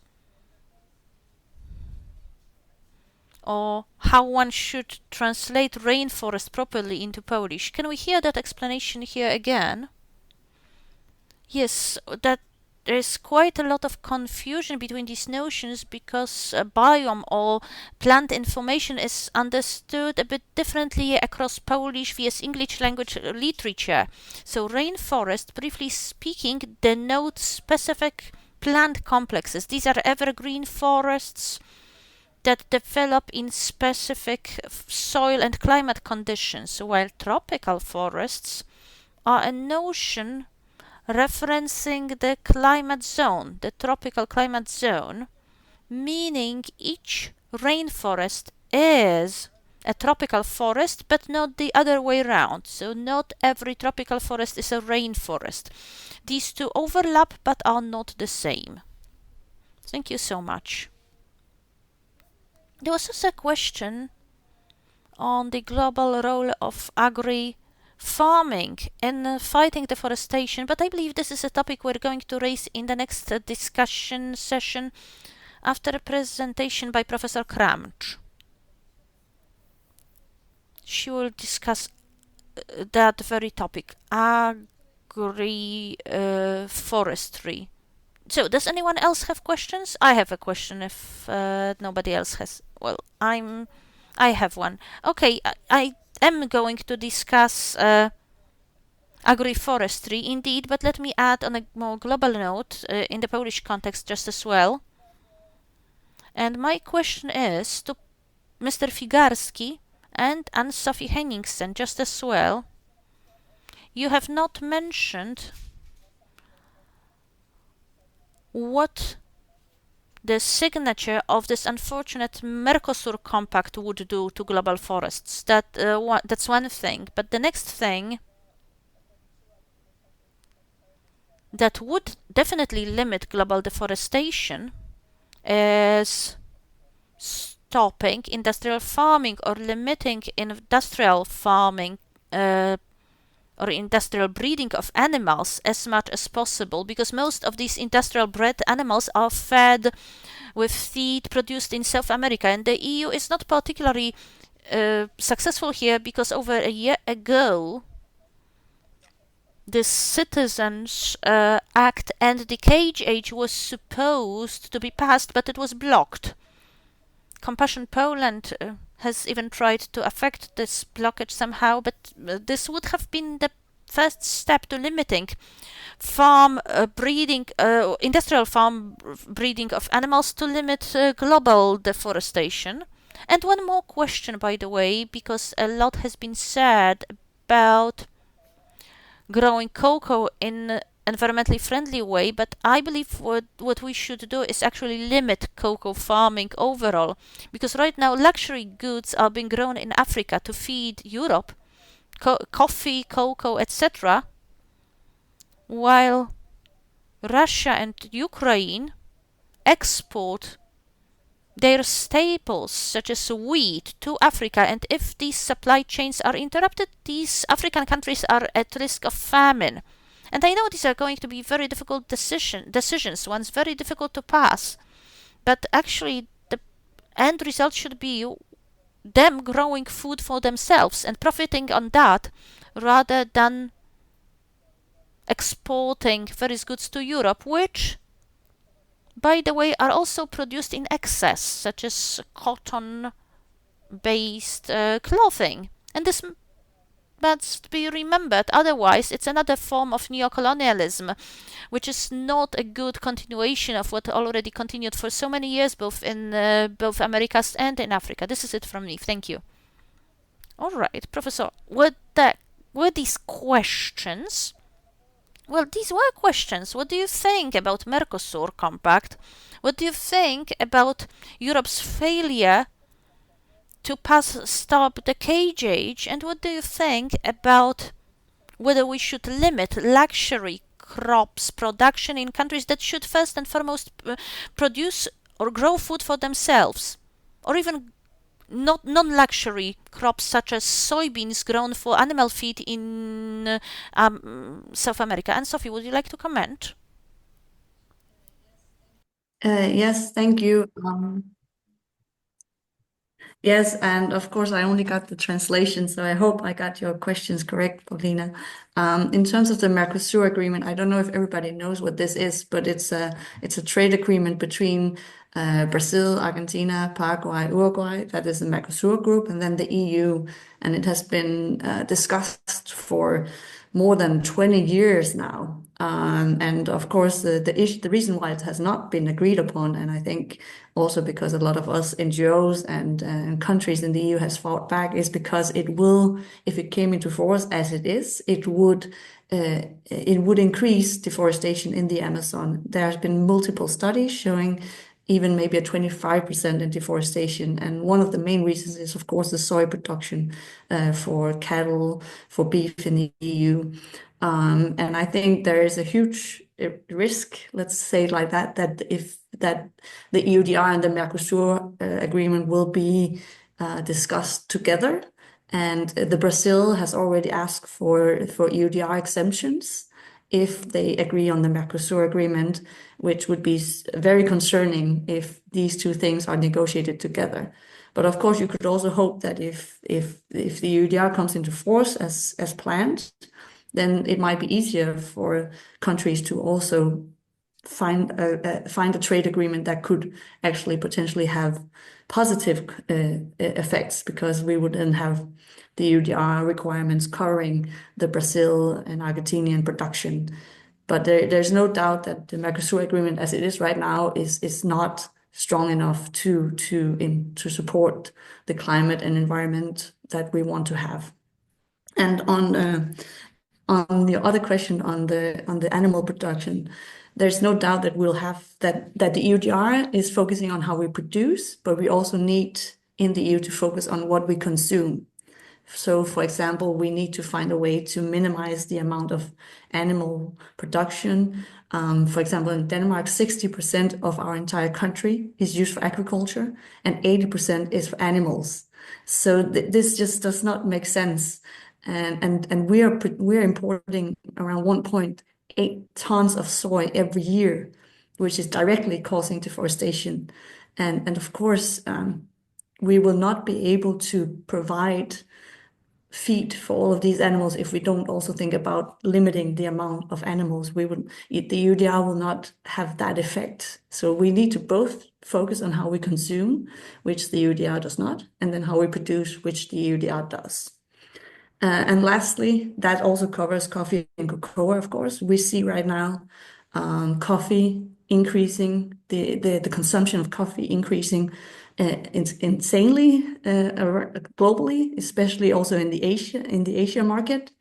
And of course, that's also driven by, as you say, this idea of coffee and cocoa as a luxurious product that we can afford when we get higher incomes. And what we do in Forest of the World is that we work with an agroforestry system where you have coffee and cocoa as the cash crop, which is the crop that can actually allow for the smallholders to earn more money than if they just produce for their own consumption. But then in the agroforestry system, we combine that with, for example, fruit trees, vegetable planting, and certain other commodities that they can sell, but also that they can consume themselves. So in that sense, you have a more holistic way of doing agroforestry. But of course, agroforestry is not necessarily always that. It can be many different things, as we have also discussed in the chat. So you always have to be aware about what kind of agroforestry systems are people promoting. But I think the good way of doing agroforestry, you can actually help build depleted land up, and you can use it as a buffer for that the forest that's still left, and it can provide more income and also a sustainable way of living for the smallholders. But we need to make sure that they are, helped, and that they get the resources that is needed to actually change the way that we produce. Because the way we see coffee and cocoa mostly produced is monocultures, and that is not good for the forest, and it's not good for the people who are living out of that production, because they will not, if the harvest fails, as we have seen in Côte d'Ivoire, then they have nothing to fall back on. And we're not paying enough for the product either. So there's a lot of things we need to focus on. But I think EUDR is a first step for us to maybe get more focus on these things. Thank you. Tomasz? Well, I'll be very brief because the previous speaker has explained these matters in detail, and I agree with that. The Mercosur Compact is going to be a huge risk for South American ecosystems related to, for instance, the growing of soybeans that are used as animal feed for our animals. And just like the professor said, perhaps we wouldn't have even been meeting today discussing deforestation in global south countries if our dietary structure was different in the first place, because indeed the production of meat and eating meat causes a much bigger environmental footprint than a plant-based diet. For instance, in beef production, we only recover some 3% of calories that we have provided throughout the production cycle. Even though I don't like to use the word production in terms of animal production. So, definitely we need to produce less. Models show that if we were all, in a perfect world, to switch to a plant-based diet, the arable land already available globally would be more than enough to feed the global population, and there would be quite a substantial chunk left that we could grow forests on, meaning this deforestation is mainly driven by meat producers, and it's important to remember that and to speak up. Thank you. Thank you too. Are there any more questions? Is there anyone who would like to comment on this?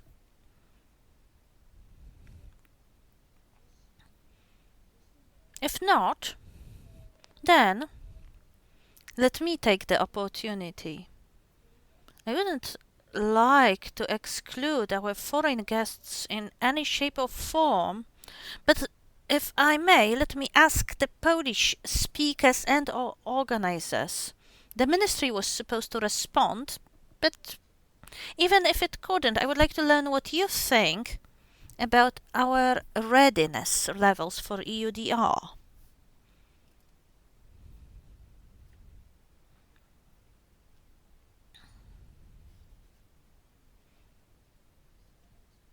Let me give you some time to think. I can see someone raising their hand with their question. Just give me a second, please.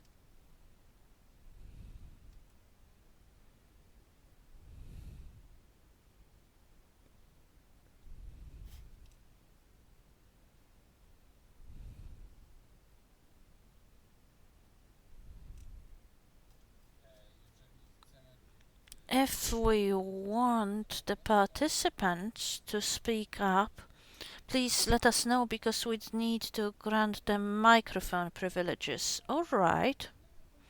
Then my request would be for the participant wishing to ask a question to contact us here on chat, and in the meantime let me give the floor to Anne-Sophie.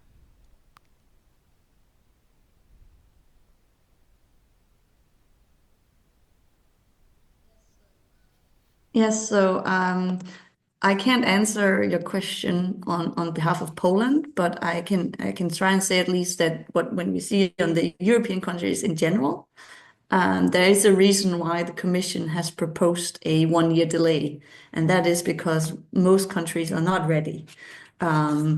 As far as I remember, Poland has not even chosen a competent authority, which is the part of your government. It could be a government organization that is supposed to handle the EUDR, and very few countries has actually trained their competent authorities, and also the Commission, who is supposed to have this benchmarking system, as we have talked upon, is not ready. And the information system where companies are supposed to put their information into, the due diligence statements, it's not ready. So in that sense, unfortunately, there is a reason why a 1-year delay has been more or less agreed upon, and why all the countries are supporting this, because it is a very challenging task to be ready. Unfortunately, that means deforestation can continue, but I think it's very important to say that maybe we can use the next year to become ready and to make sure that countries across the EU are all ready to actually handle the EUDR when it comes into force. Thank you. And sorry if I didn't direct this question to you. So I can see that one of the attendees, oh, sorry if I may go to change to Polish, that one of the I'm really sorry. It's not that easy actually to switch between languages. So again, all respect to our interpreters. Jacek Lędzion wanted to ask a question, hence my request to our Zoom staff to give them the floor. Yes, he should be able to use his mic already. Yes, thank you. Can you hear me? Hello? Yes, we can hear you. All right. So let me bring this issue back to our Polish and Scandinavian context. Because I know Poland and Scandinavia are blocking this regulation because of intense forest production and deforestation by complete chopping down the forest. And I wanted to ask about Finland. Is that clean cutting a phenomenon occurring in Finland just as well, and could it be causing environmental and or political issues? Or what's Finnish position towards this regulation, to be more specific? Thank you. Thank you. And who is this question to? First of all, to Rebecca Nygren, if I may. The question is if this excessively intensive forest production by clear cutting also present. I know that's a temporary phenomenon, but over a long time this reduces the forest areas. Is that also something that happens in Finland with forest industry lobbying governments to block global regulations? Because this way we're becoming not a partner that is not particularly credible as Europe. Thank you. Rebecca, if we may ask you to answer this. Yes, thank you. I'll try to answer as I've also just heard the interpreted version, so I hope I can answer it well enough.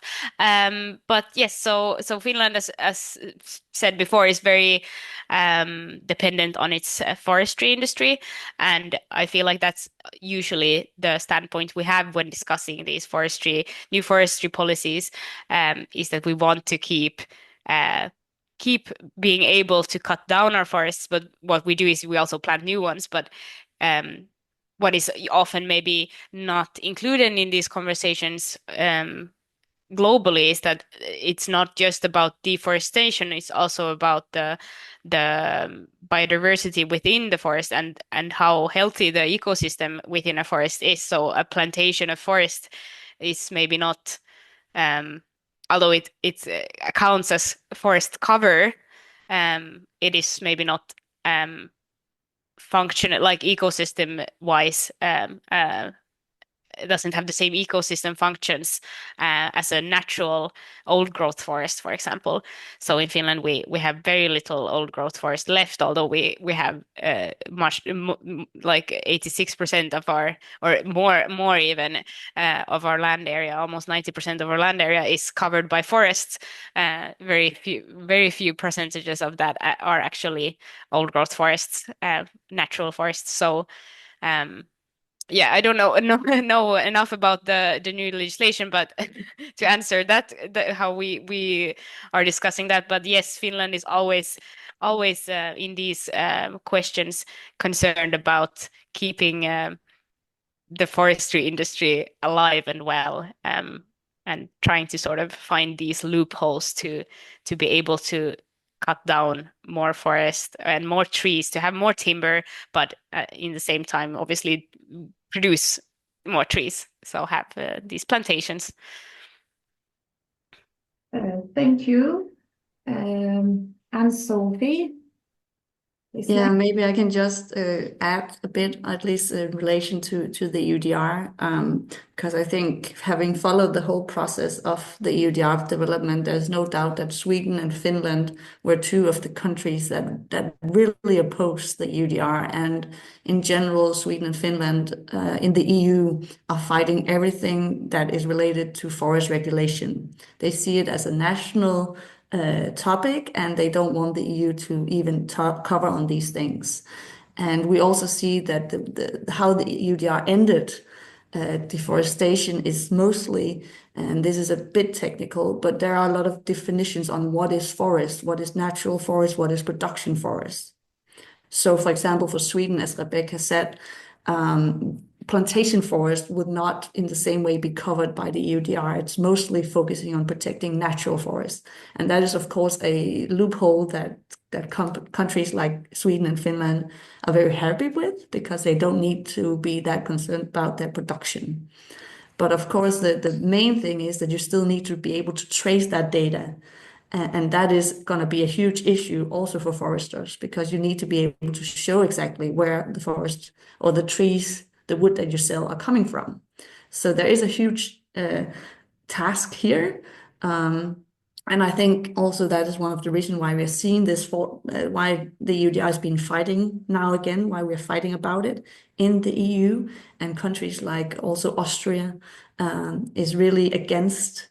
They're really trying to water down the EUDR because they know this traceability element for foresters is going to be tricky. You could, of course, say that we have had the timber regulation for many, many years, so foresters should be more prepared, but that's unfortunately not the case.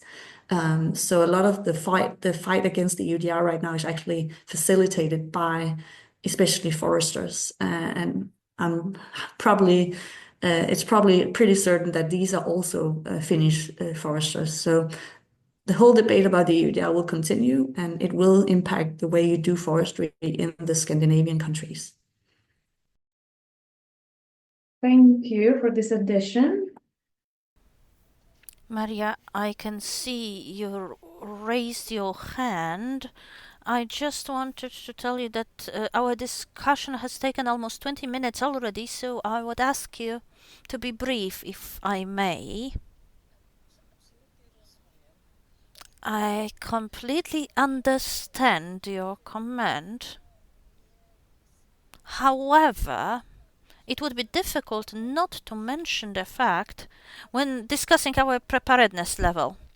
I'm not going to assess our preparedness as such, but maybe facts will speak for themselves.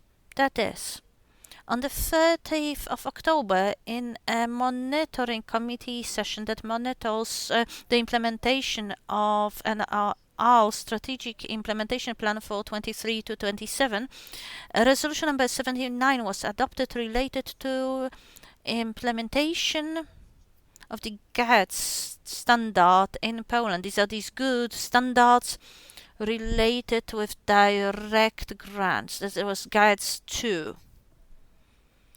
A standard to protect peatlands in agricultural areas. What's the content of this standard that we have passed? Well, the text of the current resolution modifies the definition of a peatland in a bad way, excluding almost all peatlands used in agriculture from protection. On top of that, the GATS 2 requirements allow for recultivation of permanent green land with shallow soil techniques, which is at contrast with typical protection of peatland procedures. And my personal experience, well, I sit on a board of a foundation covering a big farm in Juchowo, the largest biodynamic farm in Poland.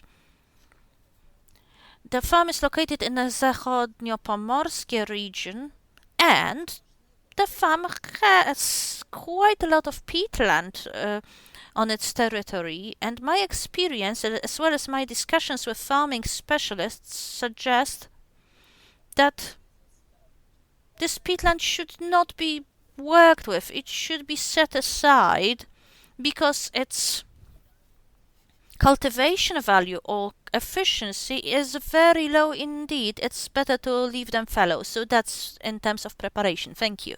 And our preparedness level. Thank you. Thank you too for your introduction to the peatland discussion that we're going to have in the second part of our today's conference after the break. And now Tomasz, and this will be the last question in the discussion part. Tomasz, the floor is yours. I'm going to be very brief, but just to capture the Polish context.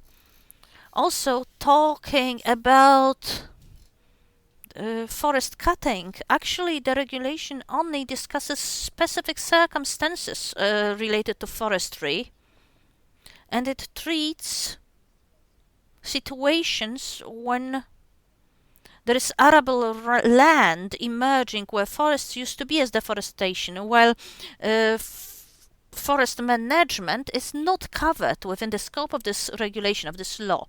The law discusses primal forest and naturally restored forests, and transformation of these forests into managed forests falls within the scope of the law, but the scope does not include the so-called cultivated forests, meaning cutting cultivated forests is not within the scope of the law because they used to be artificially recultivated and will also be artificially recultivated, so the land character and the management character does not change, meaning not every forest cutting is covered by the scope of this regulation. Thank you. Thank you so much for this additional intervention. And now, ladies and gentlemen, if I may, we are meeting again in half an hour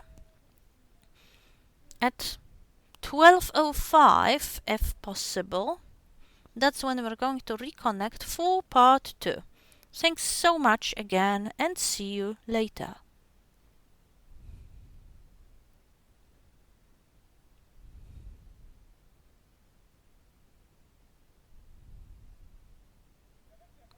Excuse me, may I check if I'm able to share the screen? I forgot to check it earlier. Mario? Yes.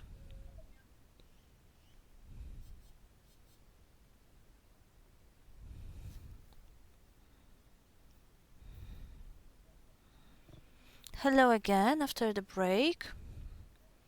It's 12:05 and we're starting our second part devoted to nature restoration law. I discussed the regulations that have finally been adopted in June this year after a lot of turbulence, and now I'm giving the floor to Professor Bogdan Chojnicki from the Life Sciences University in Poznań. He's also on the science board of the Climate Coalition. The professor will tell us how nature restoration law falls within a broader context of climate and environmental protection. Professor, the floor is yours. Please share your materials. Just a moment. Thank you. Hello, ladies and gentlemen. Generally speaking, yes, let me start my presentation, if I may.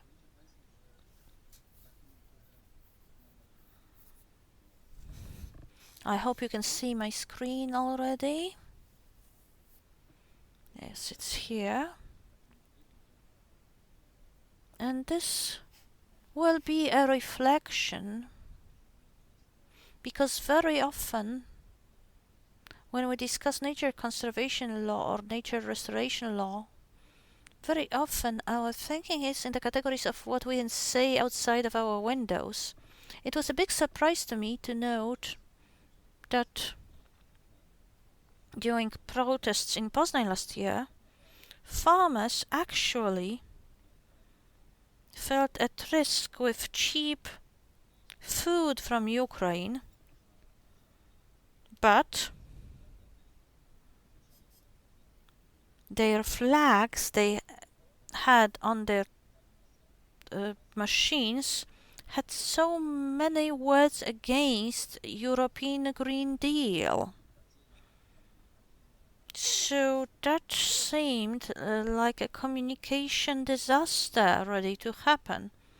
I think there is no particular sense in discussing the climate change. We all know the climate is getting warmer and warmer, and IPCC usually points the publication out of the whole IPCC publication.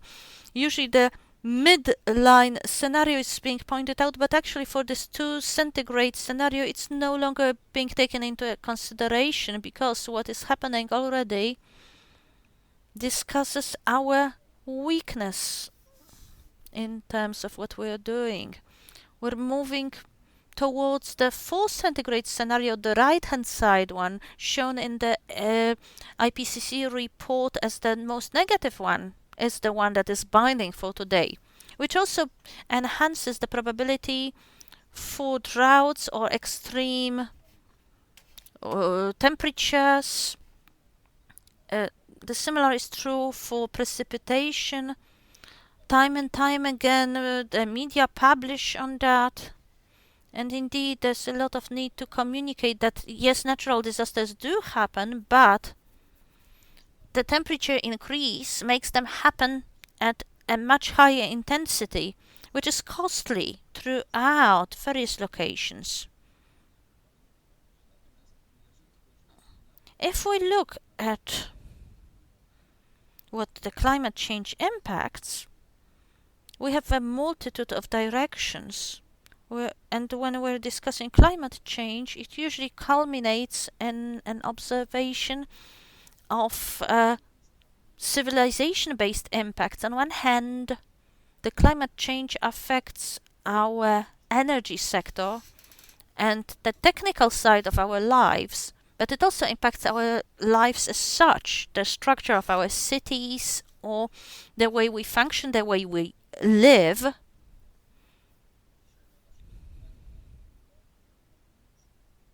But in our today's meeting, one related to agriculture, that's also been an attempt to reflect, and we must remember that reflection. And there's a separate group of biodiversity. From my point of view, I'm a geophysicist. What we're facing is a disaster, because if we take a look at what matters most here in Poland, our ecosystem are based on temperature, yes, and the temperature is going up, so we may imagine the productivity of our ecosystems to go up in a sense, but another extremely limiting factor is access to water. And if we look at the simulation of the so-called climatic water balance, CWB, actually it's not mentioned all that much in literature. There are other ratios, while the CWB-based approach is quite rare, but it's a kind of a simple calculation, addition or subtraction, evaporation subtracted from precipitation, and very simple simulations of CWB for Poland. If we are to take this option binding for today, that is ESP 8.5 for centigrades, 4.5, we will notice that we are dealing with a situation where Poland is moving towards an ever-increasing unification between the volume of precipitation and volume of evaporation, so that climatic water balance is going down. And that's characteristic for Poland and many other areas around the globe. And we don't have much to do about that. Of course, building retention reservoirs is one thing, and I spoke a lot about water retention. Possibly we're going to discuss coal just as well in the next presentation, but what is important in terms of physics and the physical point of view, not the social one, we're going to be attacked more and more. Or, in other words, our reality will be determined by physics more and more. And from a certain point of view, we're in this trap of a change. The climate used to be pretty fixed, but now the climate change, as shown by an economic and environmental analysis, the climate change is already causing losses. And yes, we can counteract the climate change, but it's very difficult to do. And at the same time, we must adapt. The adaptation effort and the counteraction effort interferes with our daily lives on one hand, and on the other hand, it's not a thing we are particularly fond of, at least the way it's described. It's being described permanently as a cost. And why don't we appreciate costs? Because it seems to us, in particular here in Poland, that the climate change is just a fad, an economic fad for someone to profit from. The problem is, people don't really know that if you're in a change trap, you either lose outright or you spend on adapting and counteracting. And what we're discussing now, and its various intricacies, is that regardless of what we do, we will face costs. But these may either be uncontrollable costs related to flooding in cities, let's say, or these could be controllable costs. That is, money spent to build reality that will be resistant to water flows.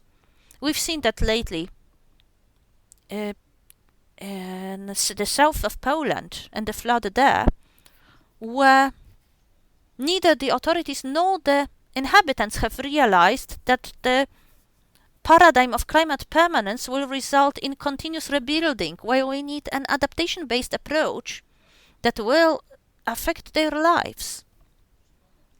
Let me also remind you, even though in this group I may not need to be reminding you actually, that the environment is the basis, the economy is a tool, and the well-being of societies is the objective. When we're discussing legal regulations, we're doing our best to translate the language of sustainable development into people realizing that the economy is not a goal in and out of itself. In Poland, we used to have these times when both coal mines produced for steel mills to be able to produce, and steel mills produced equipment for the mines to grow. This had positive economic impacts. The economy was growing and could be perceived as fantastic, but the only actual outcome was degradation of the natural environment, not just on the level of mining waste, but also air pollution, and as it turned out in quite some time also in climate change. But in terms of the economy, everything was going fine because somebody forgot the natural environment was the foundation here. And I'm also referring to Sustainable Development Goals, because if we look at the SDGs, item 13 mentions action for climate. And please note that when we're reading these SDGs, they mostly have a very social character. Why am I pointing your attention to that? Because in communication related to changes in our reality functioning, we are aware that the key here is to build a specific kind of a society resilient to climate change. One that will function in line with this sustainable growth logic. The problem is that when we read through the SDG list, and I attended a meeting recently where we discussed various things, including sustainable development ideas. People read this as political manifestos, or in other words, our discussions carried out in good faith in the social space results in people thinking more about this being a social modification or social interference technique rather than an effort for sustainable development. And in terms of communications, we have another problem because when we have 17 SDGs, it's difficult to remember them all. But when we consider the environment and what it's got to do with poverty, let's say, an average person will not be able to make the link between the environment, the economy, and the well-being. Hence this huge mix-up. And what limits us the most in these daily discussions. It's difficult to get out of this conundrum, in a clear and understandable way. It very often morphs into pushing big companies and setting parameters that will let people do this but not that. But in terms of communications, first and foremost, we have a society grown and brought up to think economically, and that society seems to have forgotten about the sheer existence of physics.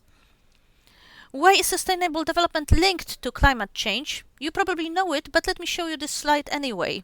Because when I'm showing this slide to people who don't know it, they are pretty surprised that the matter of sustainable development can be explained using slides on physical parameters of the atmosphere. Gas emissions, anthropogenic gas emissions, cause the system temperature to go up on one hand. On the other hand, some gases act conversely and they cool down the atmosphere, well, apparently.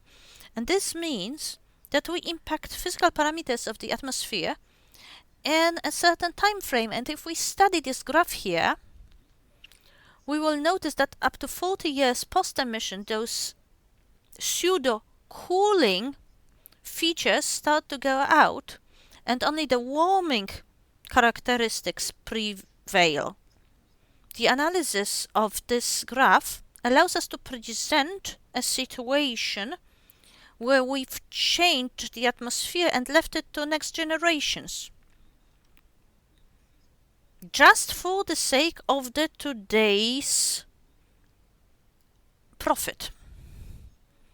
So, using the language of physics rather than social sciences gives us a new communication method to communicate the matters of climate change. We are able to use economics in social communication, yes, but it also makes sense to present the situation of non-sustainable growth where the cost is pushed to the next generations. So, based on these deliberations, the European Green Deal emerged. And we know very well an environmental transformation is necessary. We know very well that this is what we're doing not just in the social or economic sense, but also in terms of physics, the atmosphere or the environment. And we're starting to translate it into the language of business models, with a lot of criticism emerging based on the fact that the economic models that have been around are well understood and well trusted, with people not noticing that it's the environment that loses out at the end of the day anyway. By the way, a prosecutor has started their proceedings related to pollution of our lake, but nobody seems to be out there to blame. And on the other hand, if we are to look at the cost of these errors related to mismanagement of sewage, the environment suffers. And that's the model of thinking that is very close to various regular people. Now, 10 priorities of the European Green Deal, and the one that matters most to us today is number 5, ecosystems and biodiversity. And it makes sense for them to function at the right level in our continent. Our today's debate, our today's meeting is also a discussion of how we deliver ecosystems in other global locations. And of course, we know that they are a source of, that is, these environments are a source of species and genes that falls in pretty well with the notion of biodiversity. What is also important, though, is that we use a different language, or at least a modified language, which is not that common in terms of environmental services. And this is quite a big discovery for many people when environmental services are advertised. Because when we talk about forest matters, let's say, the prevailing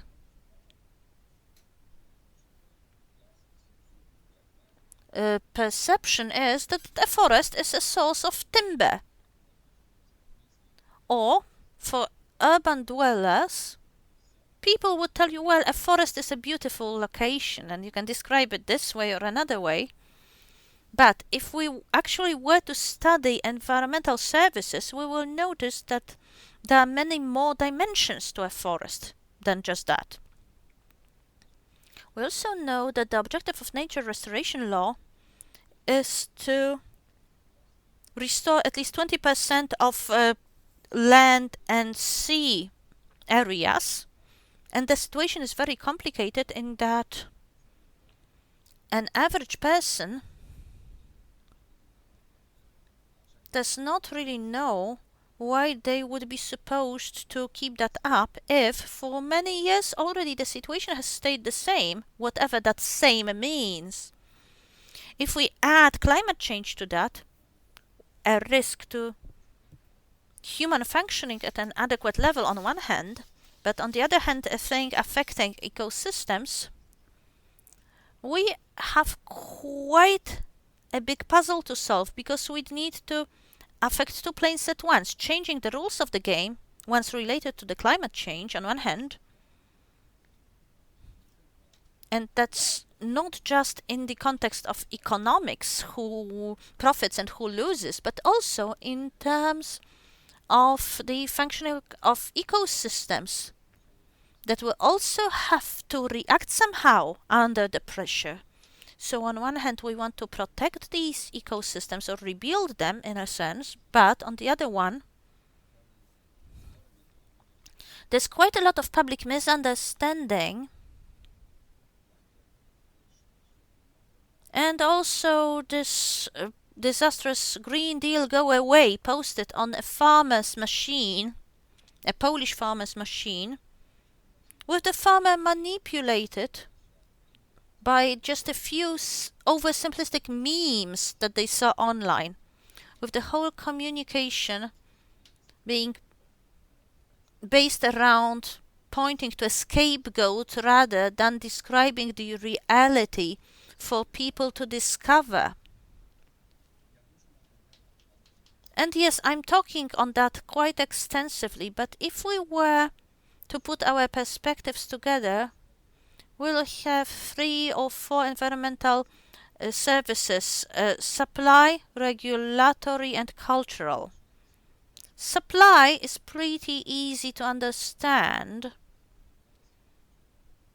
It's easy to understand to people who don't have much to do with the forest, because if we were to look at the society in the 1950s, 60s or 90s, most people in Poland used to live in rural areas back then, and they would be getting their wood to burn from the forests, or they would pick mushrooms or hunt.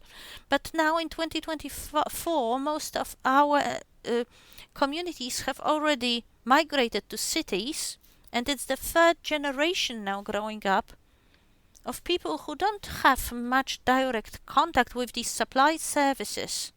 So a new perspective is emerging in terms of how forests are understood. A perspective when the forest is not a supplier of timber, mushrooms, or animals for meat. It's treated as a different category of good. I'm going to discuss it later, but also it seems that it explains the situation of certain strains emerging in Poland really well. It's also worth noticing that if we are to look at the reality elsewhere in the world from the point of view of these environmental services, it may turn out that societies that deforest their land these days actually discover supply services getting rid of this different way of thinking about forests, or they are not even aware that there are other environmental services out there that are also valuable. The second group is regulatory or sustaining services. That's an important function, catching CO2 and impacting the climate, but capturing CO2, but also any areas with permanent vegetation prevent erosion, clean up water reservoirs, and sustain living conditions for other organisms. By this, I mean they're also a source of this wealth of biodiversity. And the situation here is such that in the case of Poland, the information on these regulatory functions or knowledge level is pretty low. And that's knowledge on these forest systems, which are the most complex, but also knowledge about agricultural systems. There's not much knowledge like this there. And the fact that this is changing innovatively does not directly impact human thinking. And it also makes sense to remember that on one hand, the forest captures CO2, but it also emits CO2. So considering only the perspective of the CO2 capture is not correct. But there are definitely CO2 flows out there with the capture balance resulting from this. And it's not like every forest is equally effective in terms of CO2 capture. We must remember, though, that when we overlap it with other environmental services, CO2 is actually a good addition to this thinking about the reality. We know that determinants for plant productivity, not just for forests, these are temperature, and the temperature is going up, so this whole interplay of ecosystem functioning is starting to change, and this is something we need to relate to as a society, not just in Poland, also as global societies. When talking about access to light, to sunlight, it doesn't change that much, even though this level does fluctuate from time to time. Global darkening, global brightening. There's also access to water, and just like I said at the start, insufficient water levels in the environment are serious, but actually what we tend to underperceive is when areas are not damp enough. This absolutely prevents plants from thriving once a certain threshold is crossed. People often expect plants will grow better when the temperatures go up, but actually insufficient water supply means the plants will actually stop to grow. And also access to nutrients is important, of course. And this regulatory function of ecosystems means forests differ from arable land, and these both differ from peatlands. Peatlands don't capture CO2 that well, and from this perspective, They could be negligible, but actually they're the most efficient CO2 containers, because if the soil is wet enough, that capture durability extends to hundreds, thousands, or even tens of thousands of years. So that CO2 capture does not happen very fast, but then it persists over time if the climate change doesn't interfere. And that's the best way to remove CO2 from atmosphere. Of course, forests do capture CO2 on one hand, but in terms of emissions, they will go up non-linearly, like in the middle graph, depending on the temperature, meaning that rising temperature, regardless of whether we're talking about a fast-growing forest or a slow-growing one, these forests lose their CO2 capture function over time, and we'd like them to capture CO2 also in the context of more intense plant growth, vegetation growth. But many species are losing out on their vegetation optimum. Here, for peatlands, the situation is pretty clear. These ecosystems that contain a lot of water will also change in terms of their vegetation, but actually high temperatures, if they are not compensated for with higher water levels, will add additional burden. I discussed regulation functions a lot, but what I wanted to mention the most and point your attention to is what happened over the most recent years in Poland. That is the cultural thinking on forests. Cultural consideration of everything that we refer to as the environment. Cultural services have grown to be a very important part of our reality these days. And if we want to understand how we should work with forests, then definitely a lot of the public opinion will treat these forests as a source of cultural services. On one hand, ones that have always been noticed, like tourism benefits, but also this intellectual communication with the environment as a service may not be appreciated enough. And the less appreciated environmental cultural service is one arising out of the sheer existence of the natural environment around us.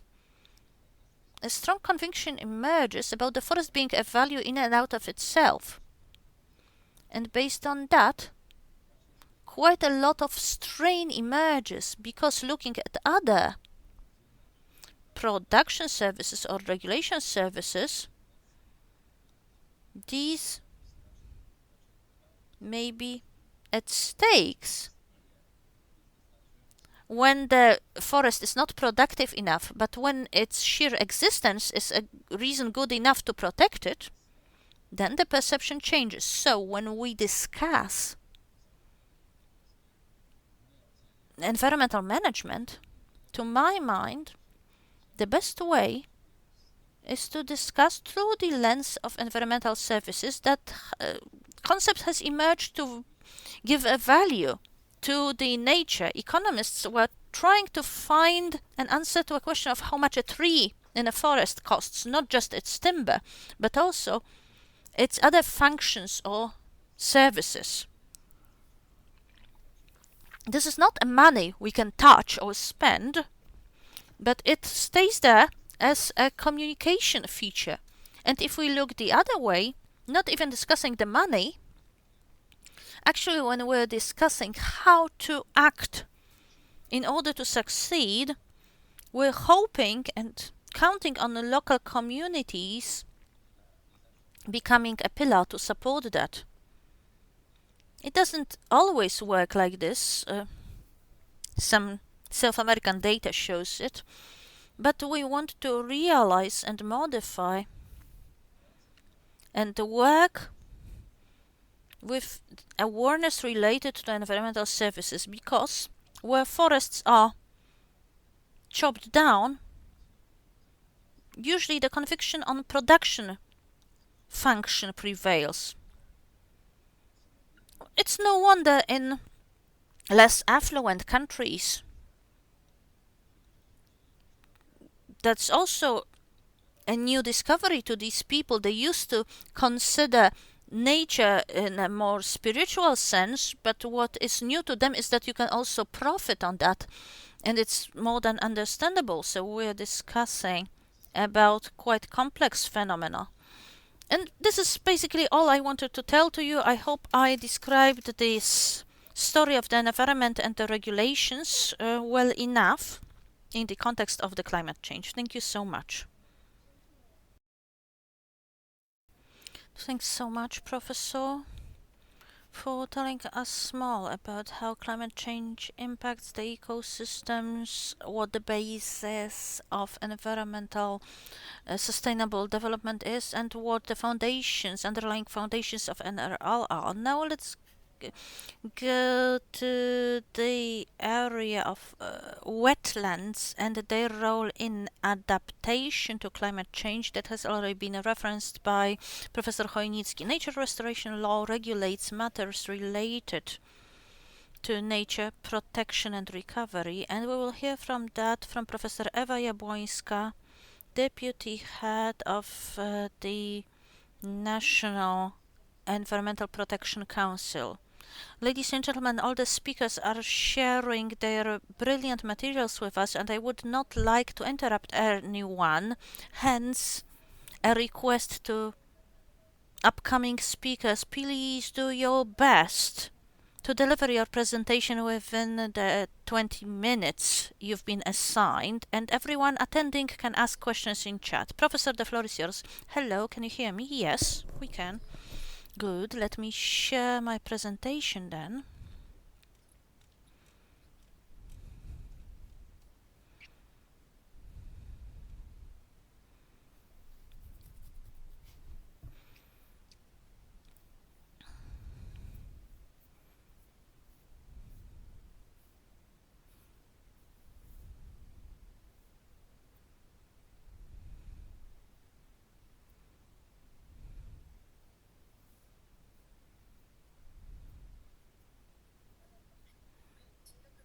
Good morning, ladies and gentlemen, or good afternoon rather, and let me tell you more details about what nature restoration law says on wetlands.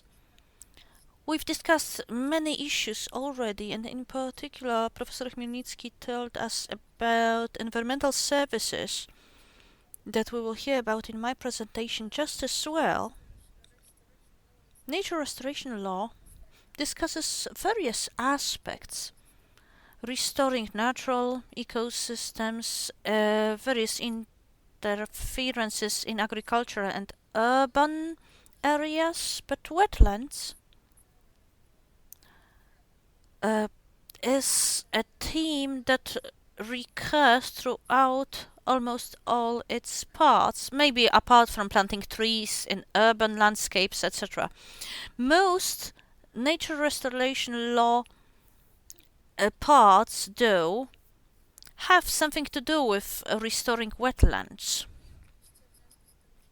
And, consequently, given that we've already dried most of our wetlands, not just in Poland, but throughout the EU, it's not a preservation, but rather a restoration law indeed. By drying out wetlands, we lost their environmental and ecosystem functions such as water retention, microclimate regulation. We led to continuous soil degradation, greenhouse gas emissions, loss of biodiversity. We also prevented their touristic use.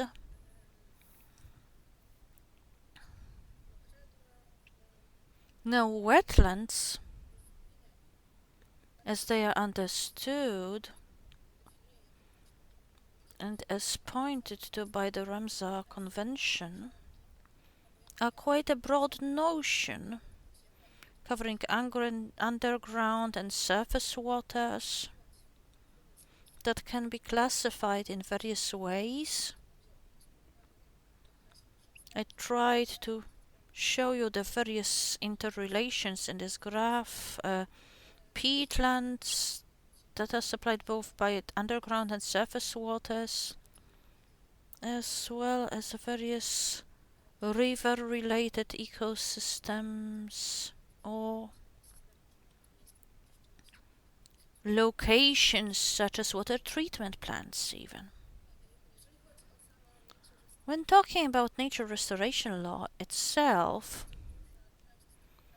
a large portion of that discusses restoration of agricultural areas, not just wetlands, because these regulations respond to many painful points that farmers struggle with, such as droughts, such as reduction in soil fertility,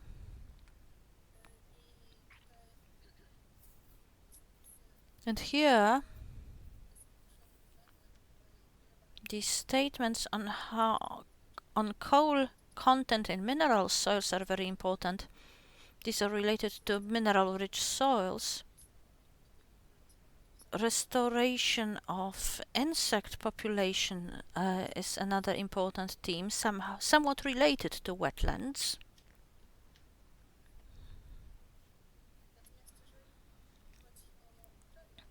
But more specifically, when talking about wetlands and agricultural areas, the most bothersome matter, at least in the public debate, is re-watering or re-wetting the wetlands. Whenever we have an NRL in the bottom corner, I will be quoting from NRL just to let you know what the law says. So, when talking about restoring wetlands that used to be dried for agriculture, NRL indicates the percentage values that should be restored this way with swamp circumstances restored until 2030, 40 and 50 respectively. And the restoration does not necessarily mean a necessity to flood them again. Apart from that, this wording tells us the restoration of organic soils should affect dried peatlands that are used by agriculture. However, this may also happen in areas where peat is being mined or areas that are used in a different manner, with a caveat that these other areas may contribute to a maximum of 40% of the target, overall target. When talking about peatlands used in Poland,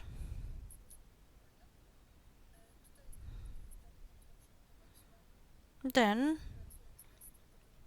this is a list we've drafted when working on Polish regulations on the protection of peatlands and wetlands, showing the totals of former wetlands now in agricultural use in Poland. Most of them are deeply dried meadows that are biogen rich. On shallow former peatlands, some 180,000 hectares are now arable land where formerly peatlands used to be. And we have estimated emissions related to drying these peatlands. That's recalculated for all of Poland per year. If we were to recalculate 900,000 hectares of dried peatland and to link that with percentages of what should be reflooded under NRL, then this gives us the following areas. And until 2050, that would be around 150 hectares of peatlands. Up to 40% of that may be carried out in areas that are not in agricultural use. This would be up to 40,000 hectares, and in the Polish circumstances this would probably be state forests, but this means at least 90,000 hectares of peatlands that are now in agricultural use that will need to be reflooded. What is required for that to succeed? It seems a state obligation would be key, an obligation that these lands will be assigned with top priority. These would be grants not managed by the National Center for Agricultural Management.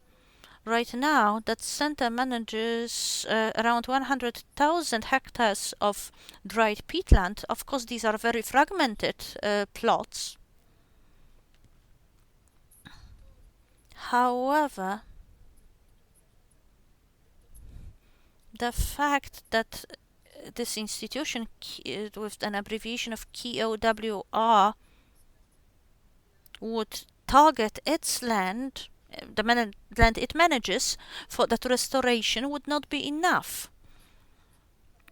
And also, farmers would need to submit adjacent plots, as it's not possible to reflood just a section of a peat.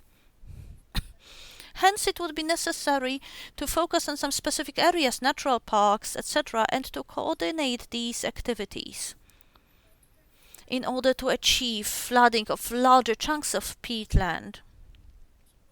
Here you can see examples of large peatlands that were dried quite to a large extent. In red, you can see the land managed by the National Center for Agricultural Management. In some areas, there's quite a lot of that, and these would be areas that should be considered as priority for large-scale activities to improve water levels in peatlands. Another outlook would be an attempt to focus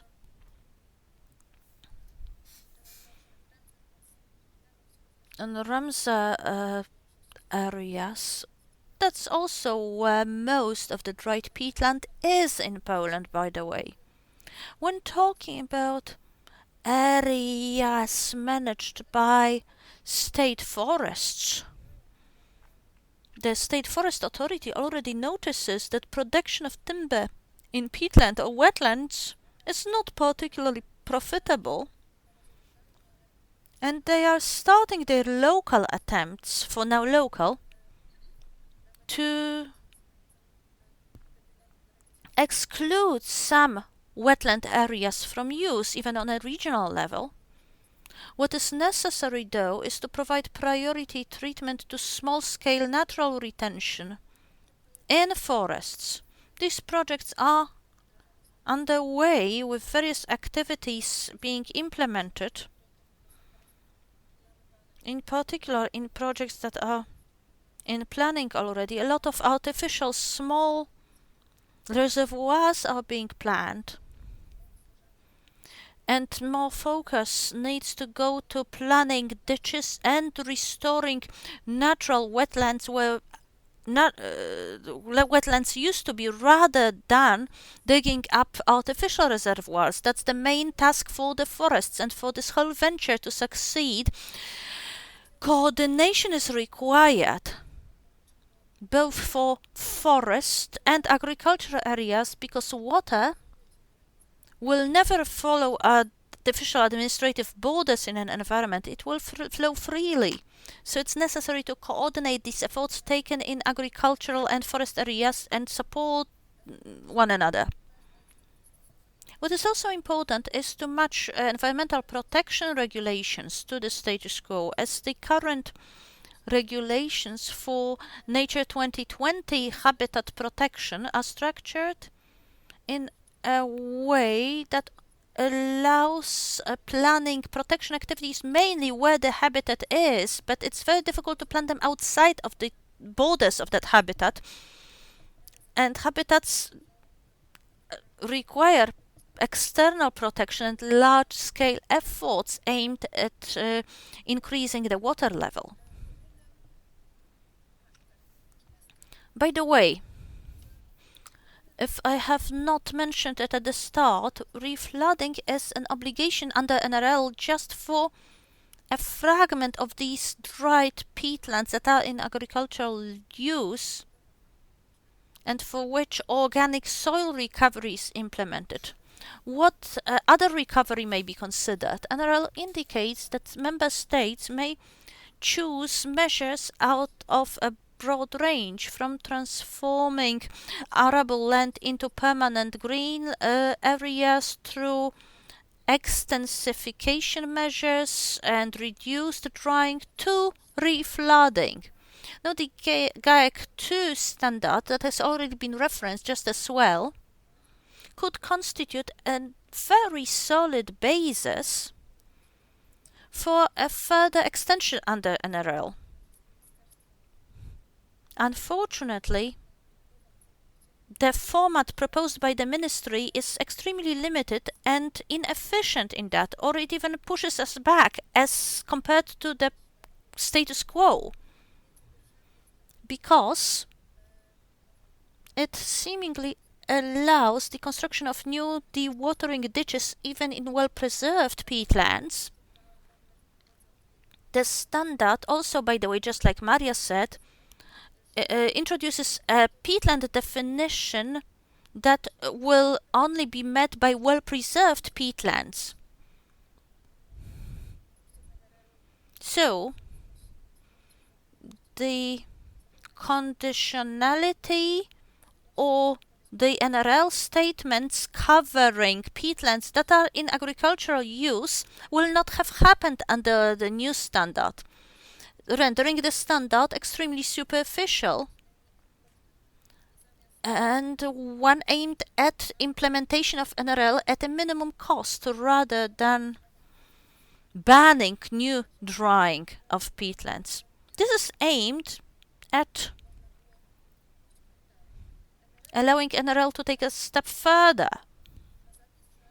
NRL states that all efforts aimed at improving water level in peatlands carried out by private entities can be voluntary only, and as such they require additional compensation. If, like in case of GAEC 2,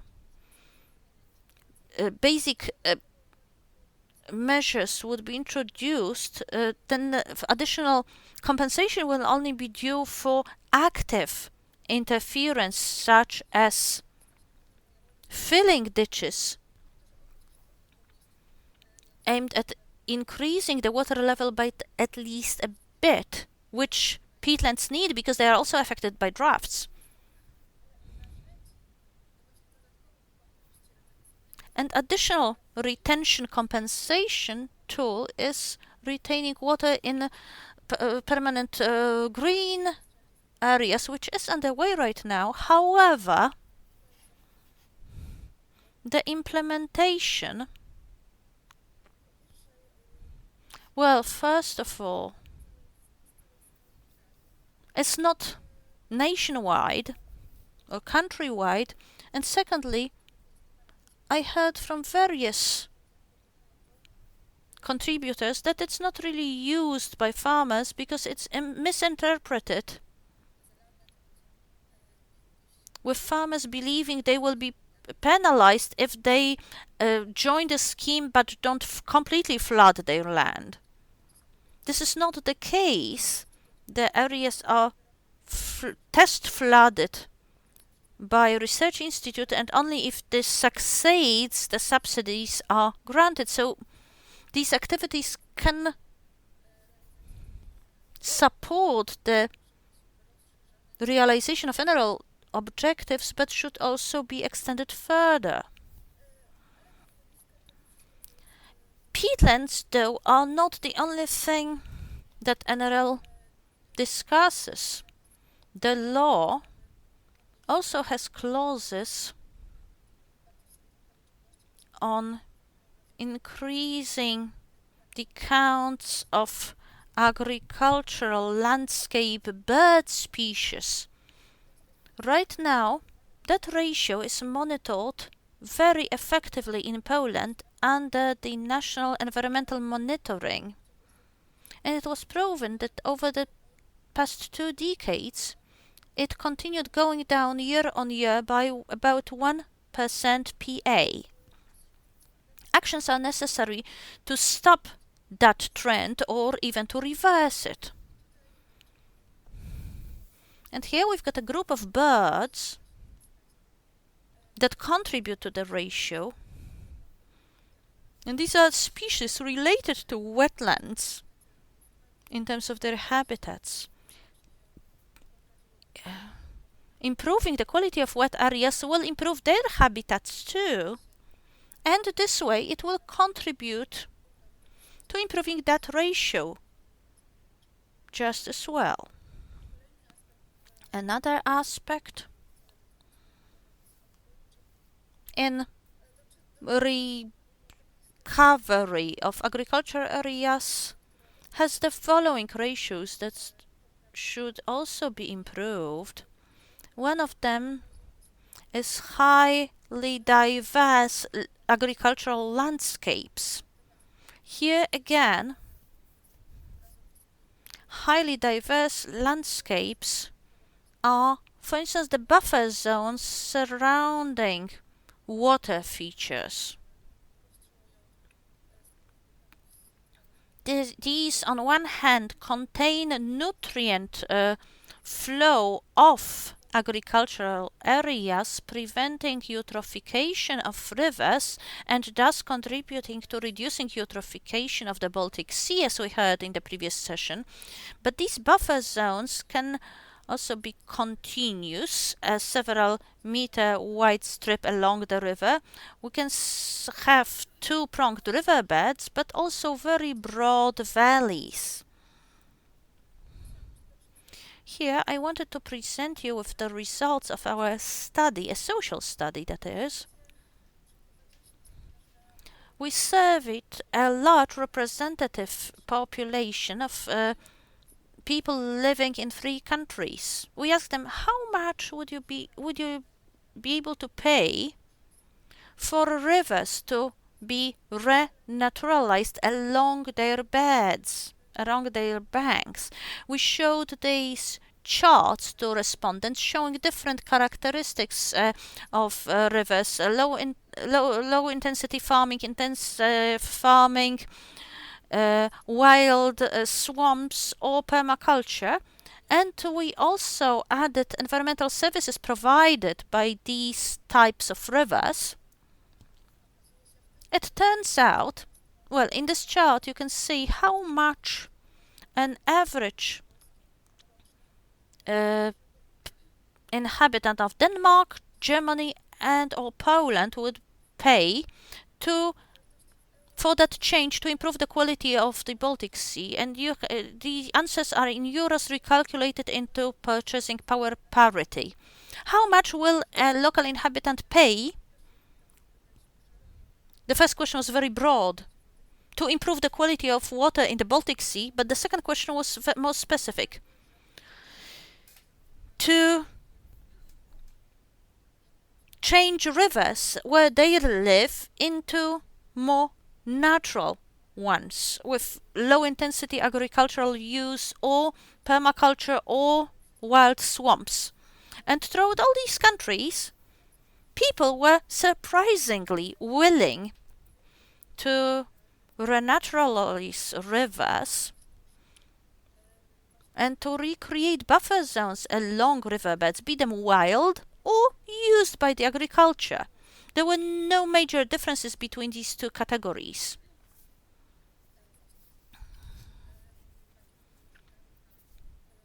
The swampy riverbeds or the low-intensity farming adjacent to riverbeds. People were also willing to pay to improve the quality of water in the Baltic Sea. Of course, these spontaneous survey answers are a bit different than actual payments in any situation whatsoever, but still this is a good indicator showing that people were willing to support environmental protection, including the recovery under nature restoration law. Now, getting away for a bit from agricultural ecosystems, wetlands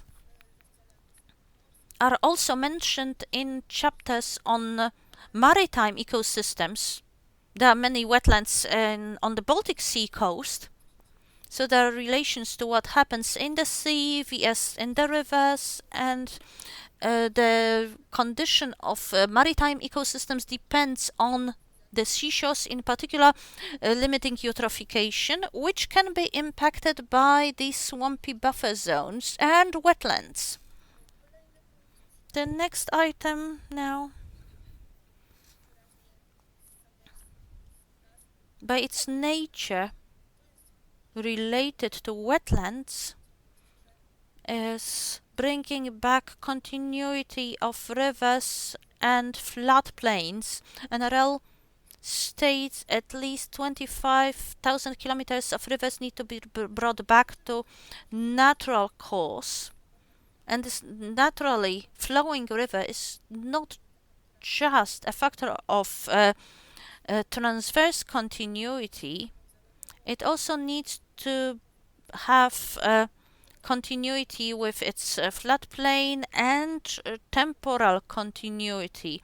It's not enough to build a fish ladder in a where the river needs to be able to flow freely and interact with its valley at any moment in time. And these activities are also planned in the current water management plans, giving us an opportunity to bring some rivers in our country closer to this free-flowing standard. And at the end, because I'm out of time, but I also wanted to mention what would perhaps seem key to an environmentalist reading NRL: rebuilding wild land-based coastal and water ecosystems that have been destroyed already. And there's an interesting portion in there I wanted to draw your attention to, namely, what should be recovered as ecosystem groups. And if a recovery of one ecosystem transforms a habitat into another habitat, it's not treated as harmful. Please note two groups I listed here. Group 1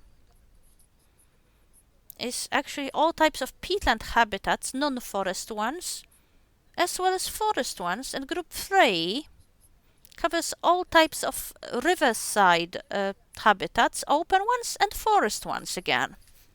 This approach is very interesting and valid, I believe, in the context of environmental protection here in Poland, because it breaks through the paradigm that cutting grass is an antidote to everything that goes wrong with wetlands. Just a chart to show you that together with water level going down, water table going down, biodiversity goes down just as well when the grass is cut. And with a water table that has gone down already, the biodiversity will go down. However, if the drying is medium advanced, then indeed cutting grass will improve biodiversity. But again, if the drying out has progressed to an advanced stage already, cutting grass is a waste of money and will not provide any benefit whatsoever. Well, in Poland, very often when peatlands dry out, cutting grass is recommended to support its open character. It does not result in restoration of natural environmental processes, though. So, in the context of nature restoration law and the requirement to protect groups of habitats, what is key is thinking about how that planning goes, and that's at a large scale, not just a scale of a single location, but rather improving conditions in the region. And cutting grass is not a response to drying out. Obstructing ditches should be the first reaction, and stopping water outflow from the area rather than cutting grass. And at the end, what I wanted to also include in my presentation, that is preservation, because nature restoration law is mainly on restoration, while before we start restoring, what we should first and foremost do is preserve these few ecosystems that still stayed close to natural. It's our obligation and our duty, just like Professor Chojnicki said, we should save them for our children. And here we can see the Rospuda Valley, which is safe for now, but there are smaller peatlands out there which, even though they've been preserved to a good extent, are still destroyed by, for instance, mining peat.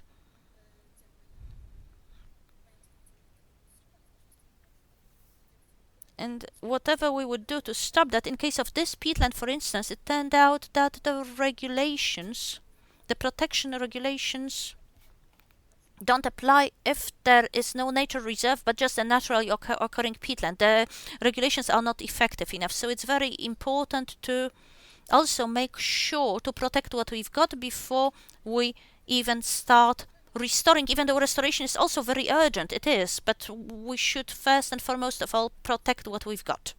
Thank you for your attention.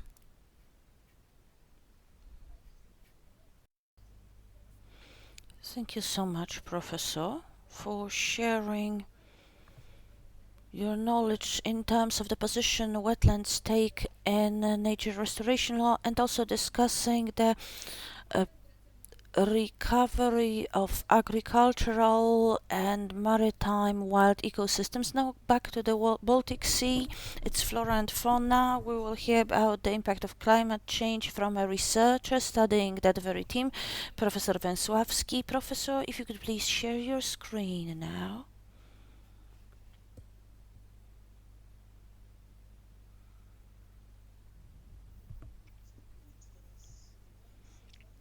Can you see my screen? Yes, we can. Alright, let me enlarge it a bit. Okay, I might have overdone. Please tell me if I'm going too long. That is some 3 minutes before my 20 minutes is up. I will tell you a bit about how the climate change impacts the ecosystem of the Baltic Sea, its fauna and flora.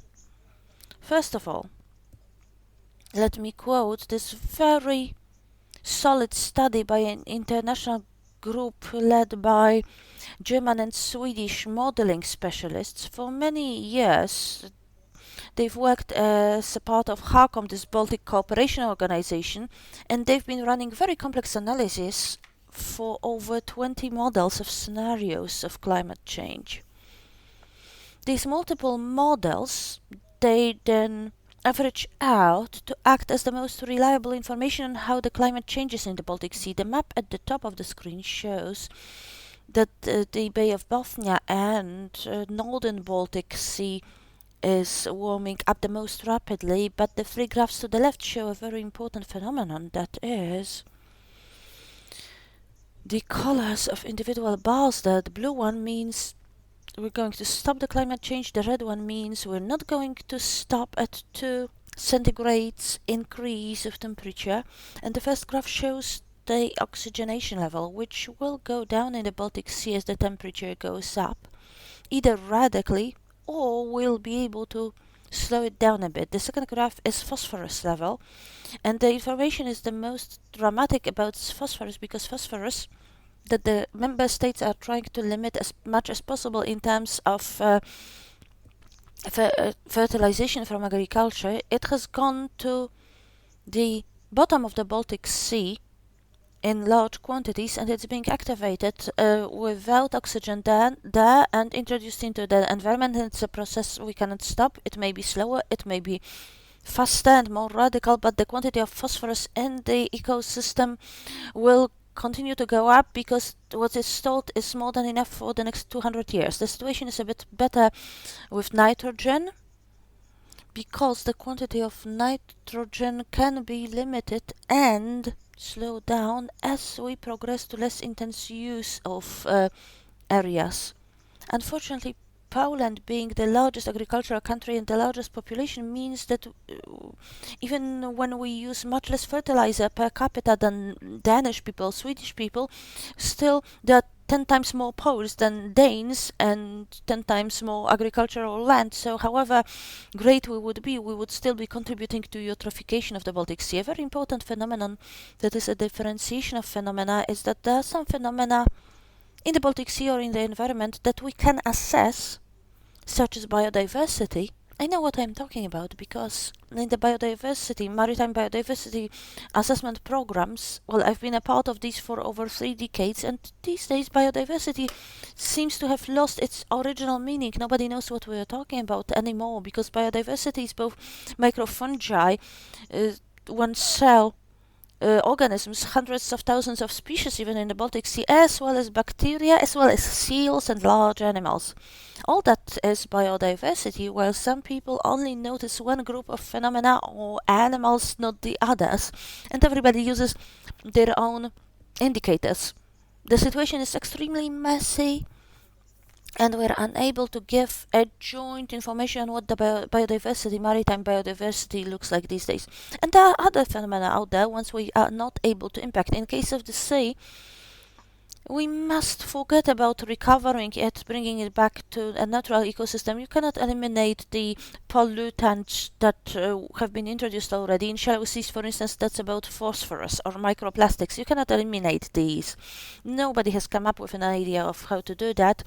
This is what has happened already, and we must learn to deal with it somehow. But for control of phenomena, ones that we have to start to control it ASAP, is the use of resources, the quantity of new pollution coming in from anthropogenic sources, and industrialization that destroys maritime ecosystems a lot. That's also a very important issue referring to the Baltic Sea and seas in general. The whole maritime ecosystems are controlled in a bottom-up manner, from the smallest mechanisms upwards. So what is really important in the Baltic Sea is the single cell organisms and the teeny tiny plankton, while at the top of the pyramid we've got seals, and seals are cute, of course, and worth protecting, but they are not significant whatsoever in terms of how this ecosystem functions. But seals are manageable. We can protect them, we can eliminate them. Well, the smaller an organism is, the less impact we have on its functioning or sheer presence. So an attempt to fight this organism or another one is more sci-fi than a realistic effort. It's also important to realize that in particular for the Baltic Sea, it's the youngest large sea in the world that once the ice went away has changed a lot.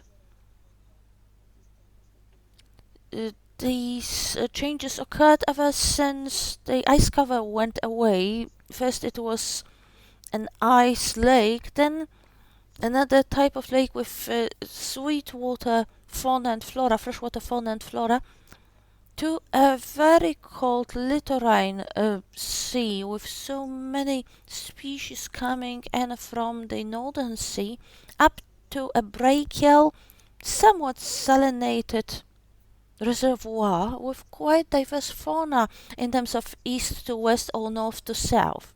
These all major changes that shifted the ecosystem functioning were no disasters at all. These were individual stages of this ecosystem evolving. The Baltic Sea went through these changes, and we can learn a lot from our past by recovering this paleo history of the Baltic Sea and our attitude in what should be done. It should also be based in our knowledge of the history and how it has changed so far. One of the most significant elements controlling the status of the Baltic Sea is its semi-closed character, and the fact that we've only got quite narrow straits connecting Baltic Sea to the Northern Sea. Traditionally, over the past few decades, we've been able to hear how the fishermen or the researchers are waiting for the healing, cool, salty water from the Northern Sea to flow in, and this used to occur irregularly every 4, 5 or 6 years. Then this heavy, salty water would flow alongside the bottom of the Baltic Sea whenever it came in due to pressure differences into reservoirs. It would move alongside the bottom, it would fill in the particularly deep areas, providing oxygen and allowing for fish to proliferate, in particular for the cod to proliferate, because cod requires salty cold water. And in most recent times, where these inflows happened more rarely, once in 15 years more or less, the environmentalists kept cheering on whenever it happened. But it turns out that these days actually cold water flowing in brings us more trouble than it's worth. Because the water has grown much warmer in the Northern Sea, it's also one of the warming up reservoirs. The water continues to be extremely salty, so it's heavy, but it has much less oxygen. It flows in like it used to into the deep areas, but the oxygen it brings in is too low to allow for recreating that bottom fauna or the cod breeding grounds. The oxygen is used by microorganisms and the excessive organic matter, and it reinforces stratification of waters. Oxygen is brought into the sea just this one way, plus by waves and wind mixing, or by very deep processes of water going down during wintertime convection when ice emerges. But ice has not emerged in the Central Baltic Sea for over 20 years now. In the northwest, yes, but that process of oxygen replacement through ice stopped being active, with the Northern Sea being the only source of oxygen. These processes stopped it functioning, and the salty water only reinforces stratification and cuts the bottom layers away from oxygen, meaning the sea bottom is more and more dead. And it's a typical situation of a reservoir in semi-closed reservoirs. Humans contributed to that through eutrophication, but now eutrophication is not as important as is the climate change and this heavy warm water flowing in from the Northern Sea. The situation is just the same in deep fjords or deep lakes, that is, anoxygenous deep areas that are separated out by some geological features that prevent the exchange of water.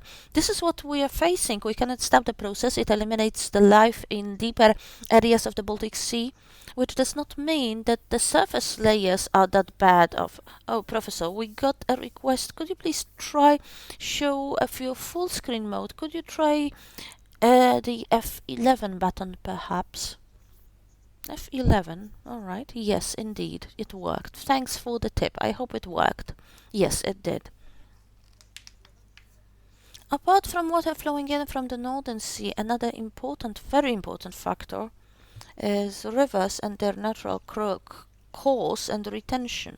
What is important for the Baltic Sea is three large, very large rivers, the Vistula and the Neva. The Neva is the largest, and the extent to which they flow through diverse wetland areas that will slow down the waters. This is a contributing factor to the state of the Baltic Sea. And in Poland, in the Polish context, 90% of that is because of what Vistula does. And these crazy plans to put cascades on the Vistula River, they will kill off Baltic Sea, in particular by preventing the supply of xenians, which are basis of a healthy network based on silica algae. We will only be left with blue-green algae, so everyone who wants a Baltic Sea to proliferate need to fight for natural Vistula River. In terms of other changes occurring in the Baltic Sea, we have a very simple scheme that Finnish and Danish researchers published some 30 years ago. It's a somewhat salty sea where biodiversity depends directly on salinity, going from the Bay of Bothnia in the northern Finland through mid-salinated waters in central Baltic to the Danish Straits. The number of species goes up from 52 to almost 1500, and that's a very important part of the biodiversity discussion. Biodiversity, understood as biodiversity, that is the number of species. We only have metazoa in this graph. Or is it a biodiversity understood through the number of habitats? But that biodiversity is not a value in and out of itself. It's a value, just like salinity or temperature is. It can be good or bad depending on the context. But in this example, you can see very well that the Bay of Bothnia, that does not have many species, even though it's a clean and clear environment, and it's no worse than the Danish Straits that have 10 times or 100 times species more. If we get out to the Atlantic Ocean, we have 10,000 species, and there are some areas in the Mediterranean Sea that have 15,000 or 20,000, and they can be very heavily degraded or very clean. It has nothing to do with biodiversity itself, and it's a huge issue of how biodiversity should be even discussed. In the Baltic Sea, it depends directly on the salinity. And what is also worth mentioning, in the Baltic Sea in historic times, not a single species has gone extinct. Only one fish has gone away, but that wasn't a native fish. The sturgeon wasn't a native fish to the Baltic Sea. The Vikings brought it in. However, we got over 100 additional external species. So we have the winners, we have the losers. In terms of the winners, seagrass is recovering. It was at major trouble. It used to almost be absent in Poland, but these seagrass meadows are rebuilding wherever they are not obstructed by some mechanical efforts, and small pelagic fish such as the sprat or the herring are faring very well, and over 120 invasive species, the American crab, they are not doing anything wrong here. They found their niches in this environment. And for instance, next to Sopot, next to my institute, we've got 7 types of small fish. And there could be shore crabs, 40 species, but it's 40 better than 10? Not necessarily so. Every situation matches the actual circumstances, and what should be eliminated is human activity that interferes with the environment rather than take attempts to improve the environment as it is. One of the species that have gone away, a colleague of mine has at some point taken off the last piece of this algae. It's a species that is at a threshold of going extinct. It's proliferating in Finland or Estonia. Cod appreciates cold water. Nobody will help it in the Baltic Sea. It's withdrawing, it's losing its breeding grounds. The last location where cods can proliferate in the Baltic Sea is this teeny tiny part of cold and oxygenated water near Bornholm, but it's going smaller and smaller every year. So the optimists say it's going to go away in 20 years, the pessimistic ones say it's 5 years, and the cods will stop breeding. Maybe single cods will come in. So there are winners, there are losers, the ecosystem is changing, and it's not a disaster. I wanted to be very clear about that. But coming back to the coasts of the Baltic Sea in the perspective of several dozen years, and the sea going up, which cannot be stopped.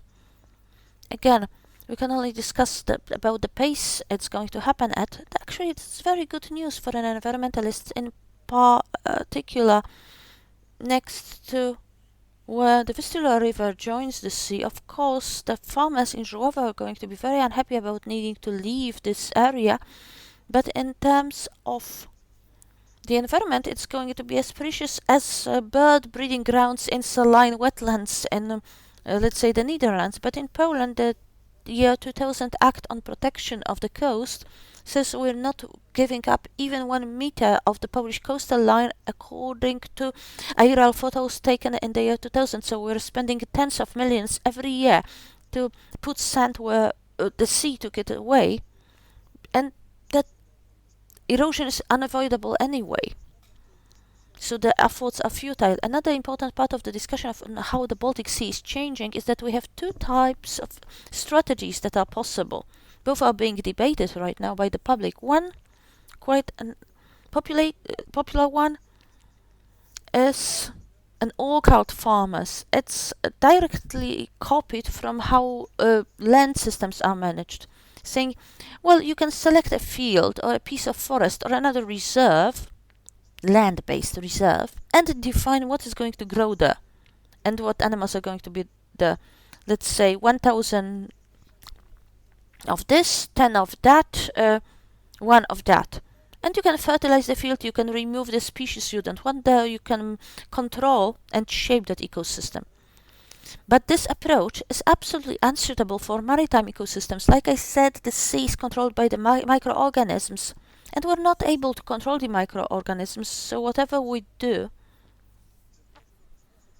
like our fishers would tell us we need salmon and cod, but we need to eliminate cormorants and seals, makes absolutely no sense whatsoever. We can eliminate the carnivores, but they will not impact the population of those very species that humans want to fish. That is why the EU has been following the ecosystem approach for years now, telling us that we have a functioning ecosystem that we need to look at and determine where we have excessive production and what a percentage of that production can be removed. And then, in a response to a question a fisherman would ask me, how many seals are we supposed to have in the Baltic Sea? Well, however many fit, and we shall see however many fit. By the way, they don't compete for the cod, they eat herring, but that's yet another thing. It shows us that certain paradigms, certain rules that can be applied on the ground cannot and will not translate into the maritime environment. On the other hand, all researchers know that the variability of ecosystems is only natural, and stopping that natural evolution that is controlled to a very large extent, by the way, by the climate change, is virtually impossible. So what we can do is try and limit negative impacts introduced by anthropogenic economy and try and understand what is happening in the ecosystem. In the Baltic Sea, the temperature will definitely go up, the oxygen will definitely go down, biodiversity will go up because the sea has so many free niches that will fit new species. Eutrophication will be halted in several decades, the slowest with phosphorus. For the fish, well, bottom fish will go away. Pelagic fish will fare off really well. And a very good example as to what is happening to the Baltic Sea is the Black Sea. It's also a semi-closed reservoir, and it's completely dead at the bottom below the mixing zone when I showed you the water layers. It's a deep, unoxygenous sea where nothing beyond bacteria lives, but the sea functions really well on its surface where the waves mix it. It's very attractive in terms of tourism. It's to a large extent a very natural system because this dead black zone on the bottom is a result of how physics works, not of anthropogenic impact. This evolution brings us something new, not necessarily a disaster. So the take-home message is that in spite of popular convictions, the Baltic Sea is not the most polluted sea globally. It will not dry out, it will not suffocate, it will not change into a swamp. It's just changing. We need to understand that change. And wherever it can be environmentally friendly, I would really like to join in with the voices of the previous speakers. We need to take the ecosystem service-based approach also in the meaning of non-commercial, non-tradable services. The value of an environment in and out of itself, aesthetic and spiritual, is just as important as the economic value, and it should be borne in mind. Thank you so much. Thank you, Professor. We all thank you for that good information on the Baltic Sea.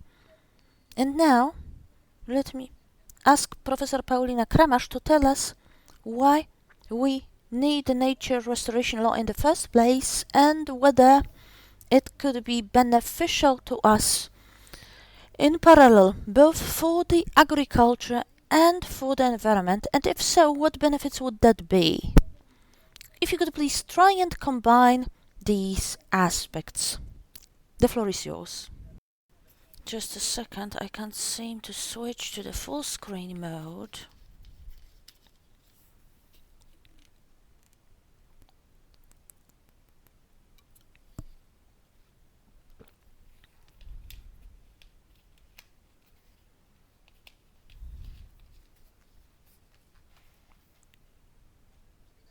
Can you see my screen?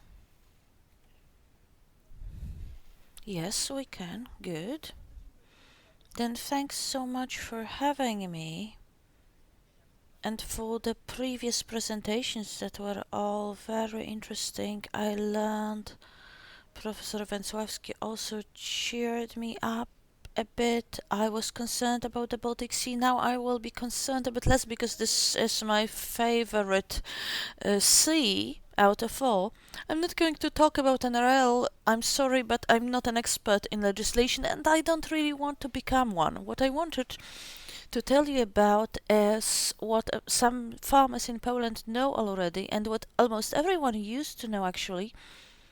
That is, that we need biodiversity in farming, and I'm only going to talk about biodiversity related to farming. We've heard about that a bit when referencing the wetlands or the Baltic Sea. I believe we need biodiversity overall, just like Professor Chojnicki told us before.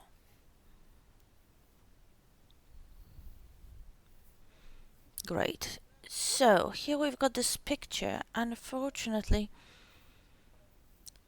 it's been circulating online quite a lot, so I have not found the source one. But as you can see, this biodiversity, this variety of species in a traditional agricultural landscape is going down due to industrialization of food growing that is transforming how the food is grown into monocultures. But what is also important and the problems that we've got are problems that require solutions on the social level. The diversity of communities is also going down. In particular, this affects rural communities, and there's also this thirst for land or underfinancing or misfinancing, as you can see in the quote here from one of papers by Professor Tadeusz Pomianek. As you can see, there seem to be 1.3 million farmers in Poland, but 800,000 of these mainly collect direct payments rather than work on the land, and that's quite radical. I'm going to read through some of the slides because I understand that our English speakers here may not be able to read what I've written. So the next quote or the next reference on this slide is from Patryk Kokociński. He's an activist, a farming star here in Poland. He has this blog, Życie na pola, Life to the Fields. He is a farmer in Snowidowo, a very dry area in Poland, in the Wielkopolska, Greater Poland region. And he works with nature. His strength is that he's been a farmer, and his family have been in farming for many generations, but he is also an educated biologist. The Ministry of Climate also granted him an award as an activist, because not only does he reverse the trends we can see in the diagram on the left side, but he also builds a community in Snowidowo, but also around. If I manage, I will tell you a bit more about that later on. And as you can see, this is quite a complex topic. I will do my best to show to you how it fosters the growing of food, also from the biological perspective. Here we've got some pictures linking into the topic of the Baltic Sea and the wetlands and overall waters in Poland. And we've got a quote from a book written by people I know really well. That is Anna Kujawa and Krzysztof Kujawa, among others. And it shows the positive impact of these buffer zones Professor Jabłońska mentioned. These are also worth mentioning ceaselessly, also from the point of view of agricultural areas. They clear everything flowing off the fields, whether we'd be talking about pesticides, fertilizers, but also natural waste. These buffer zones allows for the purification of waters and creates habitats for a variety of wild species. And as you realize, it's a more general diagram here from that very same source. It also contributes to really beautiful landscapes, meaning not only does farming support the purification of waters, it also generates beautiful landscapes and a few functions. Advantages functions biodiversity can bring to agricultural areas, just like we've experienced this year. The biodiverse agricultural landscape function allows us to alleviate the results of heavy rains. It protects waters. If it stops the abrupt water flows, it also contributes to protecting roads.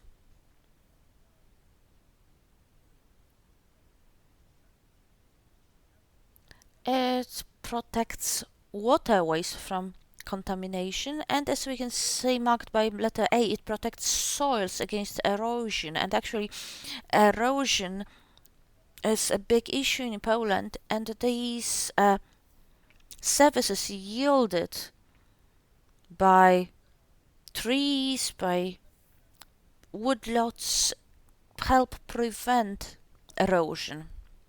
I'm showing that to you because one of the claims farmers' protests made was laying ground fallow, which actually only affects a small percentage of agricultural areas in Poland. We may speculate about the underlying reasons of these claims. These would be social in character, and also they would rather misrepresent the overall farming community in Poland. That is, I mean, the protesters do not really reflect that community.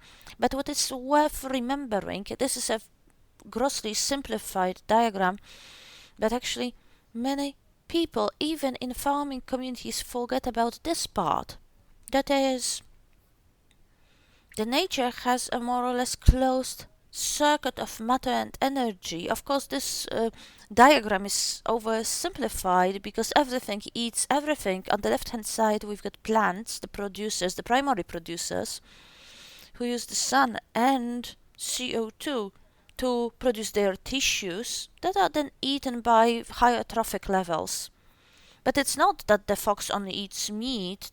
Of course, foxes also eat berries. But what is important, plants cannot function without that organic matter that contains that plant and animal tissue, as well as feces, all processed by microorganisms and all contributing to soils. Meaning, plants also eat meat in a certain sense. That's a simplification again, that's not direct, but if dead animals also contribute to soil creation, the latter is true. And here a quote from one of my colleagues, Professor Turnau, dealing with soil microorganisms on what soil is. Soil is a kind of a huge superorganism we should take particular care about. And it's the most important one in the world, in particular for rural areas, because it ensures good functioning to more and more organisms growing on that soil, that is plants. And plants that function well, plants that grow on well-functioning soil, as we can see on the example of the tomato here,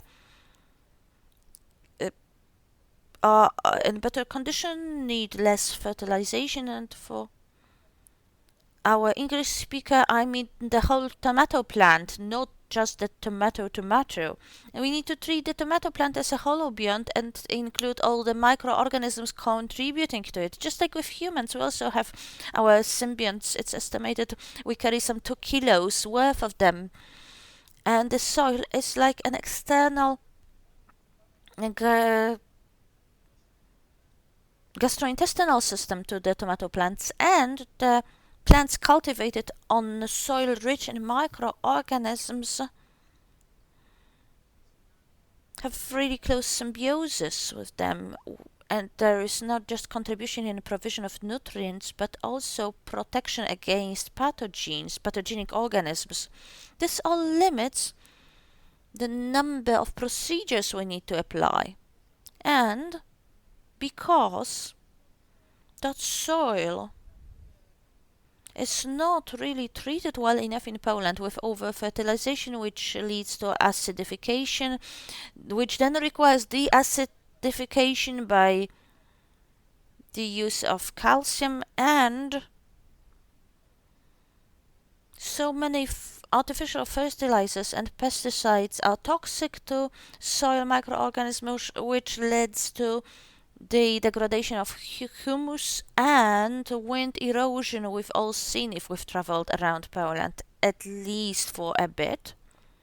And here a quote from another farmer who practices this soil protecting farming. We can see the amounts of water a well-functioning soil is able to retain, including arable land, arable soil, which means really a lot when we need to prevent drought, but also in cases of flood, because if the soil can catch and hold so much water, in particular in humus-rich soils, the water can stay there and stay there for later in case of future droughts.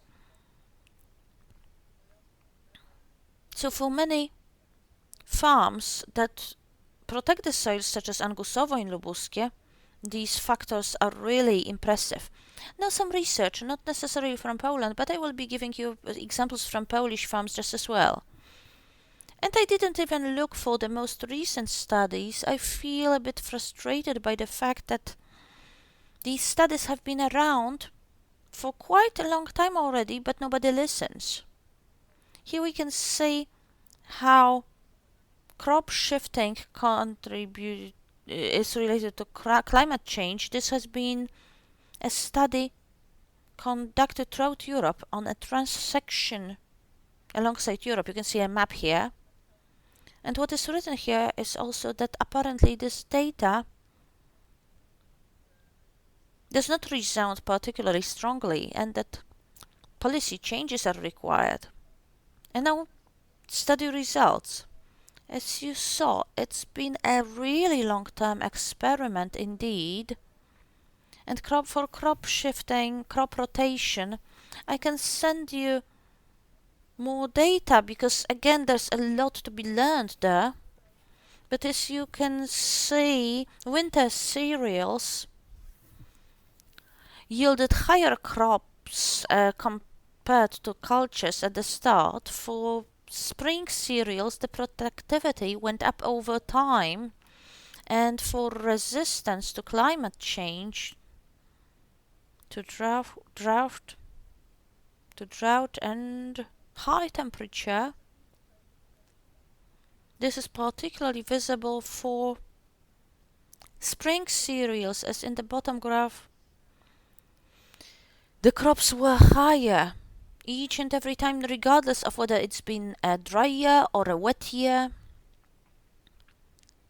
This also had an interface with growing temperatures. So as you can see, crop rotation was invented over 1500 years ago, but it still contributes to good results. Other studies I'm presenting hail from leading journals, and there are very simple tests done with, for instance, fields used to grow rice with some margins left as buffer strips, and what was done there was testing how the buffer strip contributes to reduction in pests and as a result in necessary insecticide use. In the upper graphs you can see the drops in the numbers of insects, rice-eating insects. You have the Latin names of these pests quoted there. And it's visible that with this use, or with this intervention, the number of these pests, rice-eating pests, went down considerably throughout all the stages. And also the necessary pesticide use, which contributed to economic positive result. If you don't need to use pesticides, you don't need to buy them, you don't need to buy the machines, you don't need to buy fuel, and you use less labor, of course. Benefits all around. And here a list of species that were parasites on these rice pests. Their numbers went up. The next experiment, a very biodiverse one too, and quite an old one back from 2015, covered quite a big area. Another long-term study, because you can't really do a short-term study about that. And 3 interventions were used. First of all, no area was assigned as buffers, or 5% or 8%. The last buffer was really high. And let's look at crop levels per hectare. What is important? We have 2 diagrams here. The one on the top does the calculations for the net arable area, but the one at the bottom is for the overall area, including the buffer strip area. And as you can see, these dark triangles, as the years went on and as these systems adapted, the crops continued to go up. The focus here was mainly on these advantageous species, pollinators, as well as species feeding on pests. But what is important is that these buffer strips, trees and bushes improve water conditions, They constitute a reservoir of soil microorganisms in case the arable land becomes too sterile, so it's a function comparable to an appendix in a human body. It prevents strong winds and it contributes to beautiful landscapes just as well. Here, studies by Krzysztof Kujawy from Juchowo. We've referenced Juchowo today already. It's a farm showing us large areas can be cultivated with organic procedures just as well. Juchowo is over 1,000 hectares, and Polish researchers tested how, depending on the distance from a buffer strip, with a meadow-like buffer strip with flowers, how pests proliferate. VS species that feed on pests. Here, specific species are mentioned, and you can read the full paper if you want the details. But samples were taken at adequate distances from that buffer strip. And as you can see here, the results are pretty obvious and intuitive, but still worth showing. The farther from the buffer strip a sample was taken, the fewer pollinators there were, and also the fewer of those species that would feed on the pests.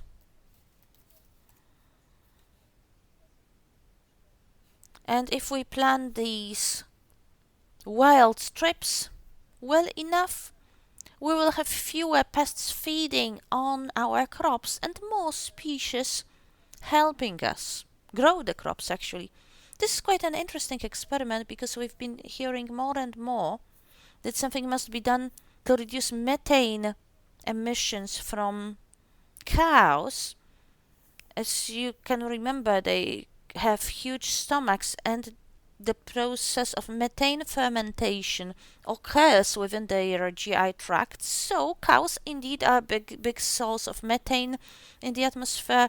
So perhaps these ideas have emerged to, for instance, teach the cows to pee somewhere to the side or whatever. But here we can also do very simple interventions, making sure the cows utilize more biodiverse pastures, or cows grazing in forest-type pastures.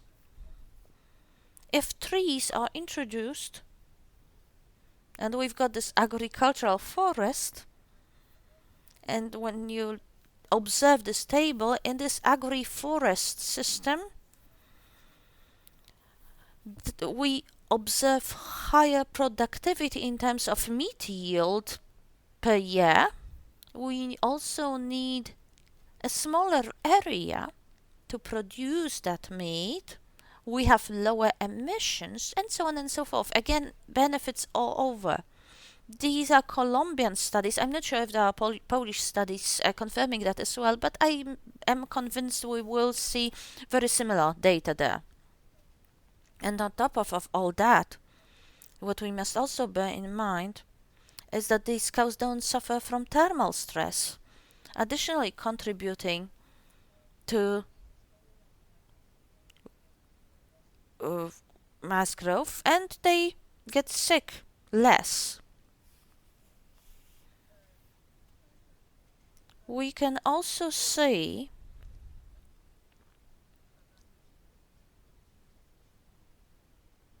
whether farmers are in opposition to biodiversity, really. A study carried out by the Public Issues Institute showed that they are not against biodiversity. I'm not really sure what is happening here, because throughout all studies or surveys, it emerges they actually support biodiversity, but during the most recent protests, the voice was very different.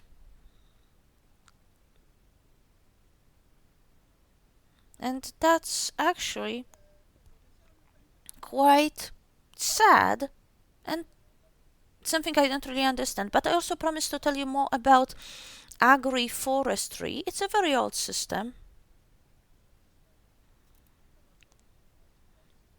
that has been in place in all continents for millennia. And of course, just like Madame Cunningham said, it requires quite intentional introduction because it means improving on what the nature did. For instance, in North America with oaks that contribute to animal feed, you can introduce more oaks, or in forest-like systems you can also use these areas as pastures. These systems have been in place for years.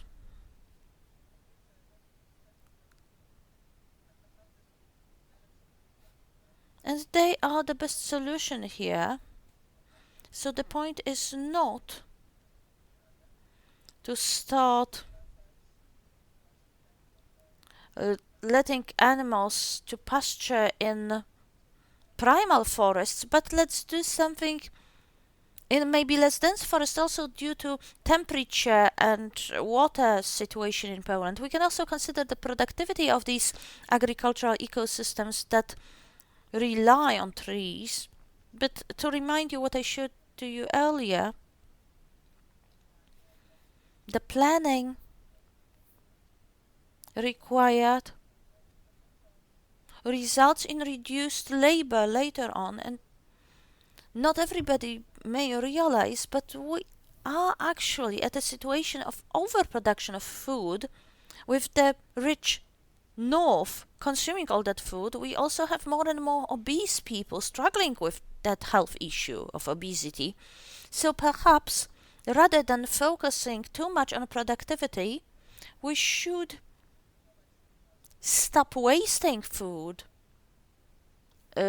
or foster more balanced, more healthy diets, as well as reduce the numbers of animals grown. But for agri-farming, of course, it's been applied in Poland for ages, and we can see the confirmation for that. We don't see that many cows grazing in pastures anymore, but this is an actual picture from eastern Poland, and in Kaszubia, similar pictures can also be seen. With these pastures, they are also very advantageous to storks that are so prevalent in Poland and that Polish people like so much. Here we can also see how various solutions should be utilized depending on the actual area. In mountain areas, sometimes it's very difficult to grow plants, so a biodiverse pasture may be a good solution. Then cows can feed there. And Marcin Wójcik is an example of a person, a farmer, who supports biodiversity very strongly indeed, with establishing tree strips that break strong winds, with paying attention to what the cows feed on, and then he doesn't need to use some drugs on them because the cows already eat some tree bark that prevent them from getting infected. And just like Mr. Kruczynski does, Mr. Wójcik also is a community builder working with farmers who live nearby and trying to educate them. So the cows play a role of these large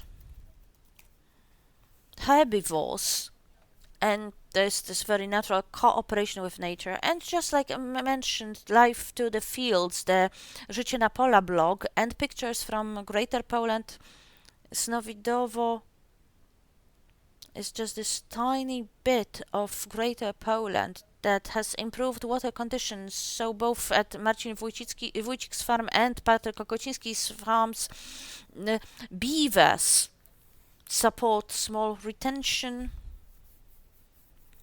And just to repeat myself, it's a beautiful landscape with so many birds returning to these areas just as well. So that would be it from me. Here we have more examples. I have not even listed them all, but some examples of Polish farms, either institutional or individual, by farmers who could help us educate other farmers. These are practitioners, together with the People's University in Grzybowo, but also the Ecoland Foundation, Ekorozwój, that is Eco-Development Foundation, the organizers of our conference, Living Earth Coalition, Coalition for Agriculture, Climate for Agriculture, and some entities related to food growing. One of the oldest organic farms in Poland, Biobabalscy, Lubuskie Angusowo, Juchowo, urban farms, and so on and so forth. This is it from me. Thanks so much. I forgot about the slide to thank you with, but that's it. Thank you. Thank you so much, Professor. First, for presenting solid data to confirm the benefits for soil and environment and how they translate into economic benefits. And now for the last presentation for today, let's welcome the organizer of our today's event, Maria Staniszewska, who will tell us about the eutrophication of the Baltic Sea as well as ways to combat that very phenomenon. If you could please share your screen. Yes, absolutely. I'm doing just that right now. And it's here.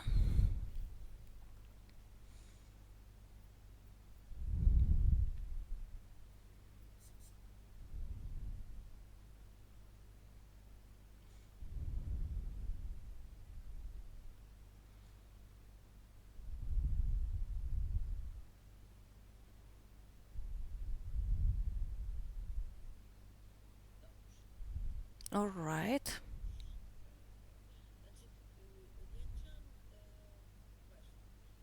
What I wanted to talk about is the significance of buffer zones.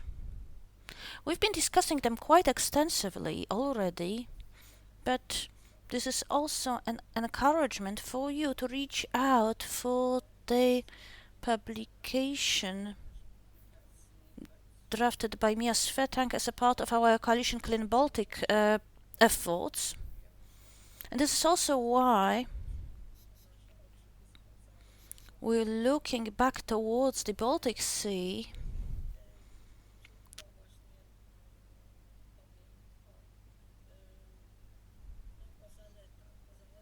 and I'm going to discuss the benefits of these buffer zones very briefly and how important they are for biodiversity, for agriculture, for clean waters.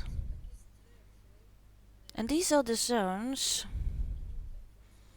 that constitute an interface between water-based and land-based ecosystems. They help regulate environmental functions of all the systems.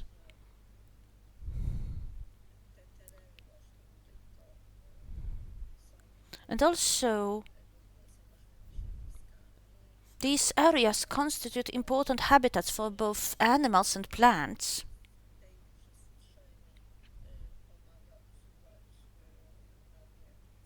The buffer helps remove excessive nutrients and not let them flow into the water.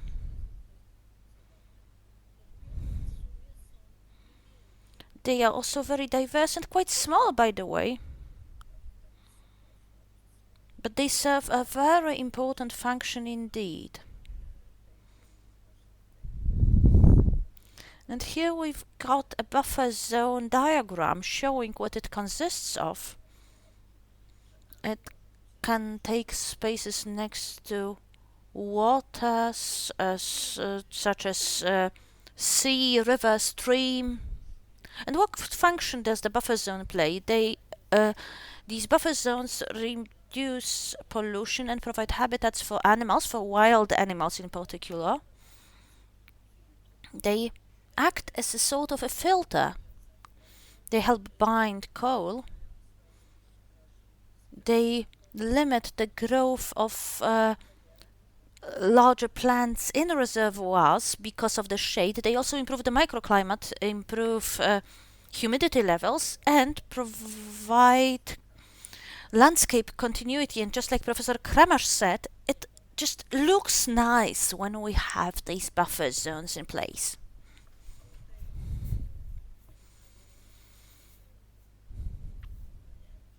They protect wild animals, giving them better access to water.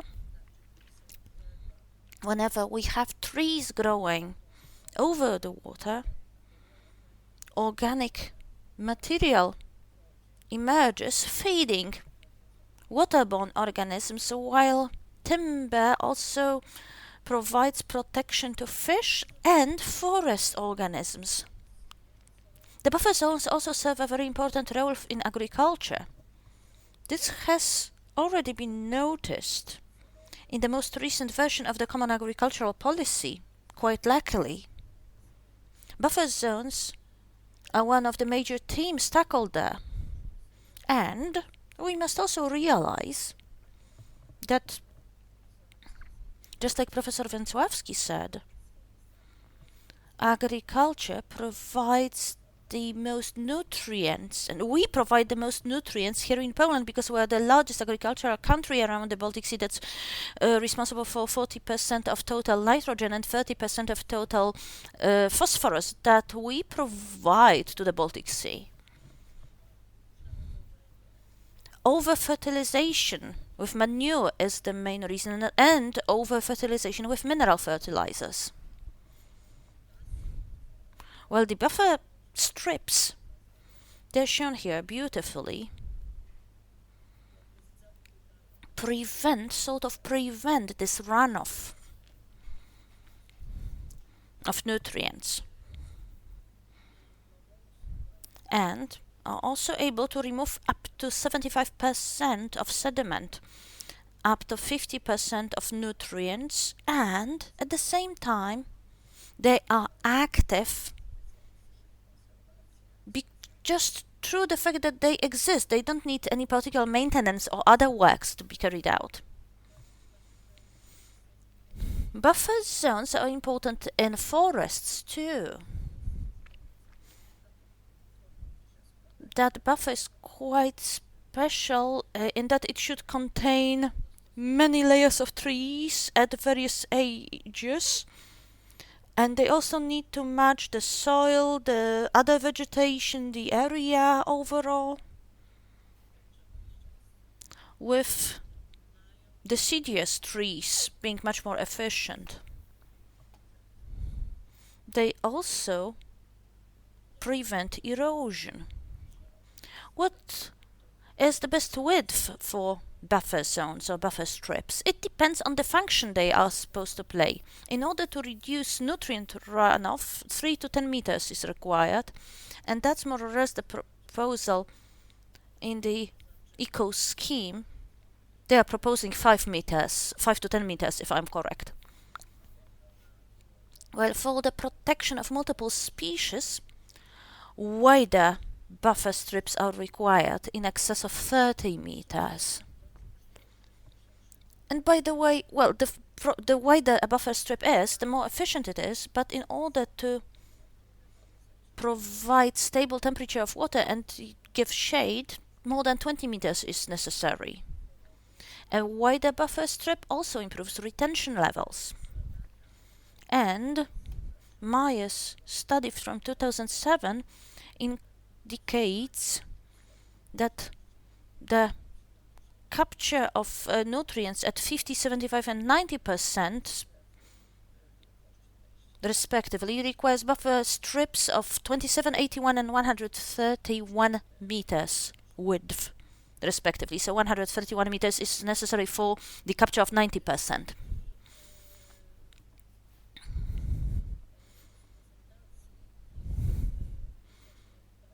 the sources I used for my presentation, the main source was this publication issued by Coalition Clean Baltic, and a presentation published by the Tartu University. And this is it from me, I guess, because we've been talking about these buffer zones a lot. And this was just an encouragement for you to take a closer look at that publication. Thank you so much. Let me also thank you. And now, ladies and gentlemen, we are done with all the presentations and we're now moving on to the discussion part. And here we have quite a few questions in the chat. One to Professor Chojnicki, who had to leave us, unfortunately. But perhaps there's another person who would like to answer the question of whether there's a relation between the age of the trees and the efficiency of CO2 consumption. That is, whether new trees are as effective as older forests. Is there anyone who would like to comment on this?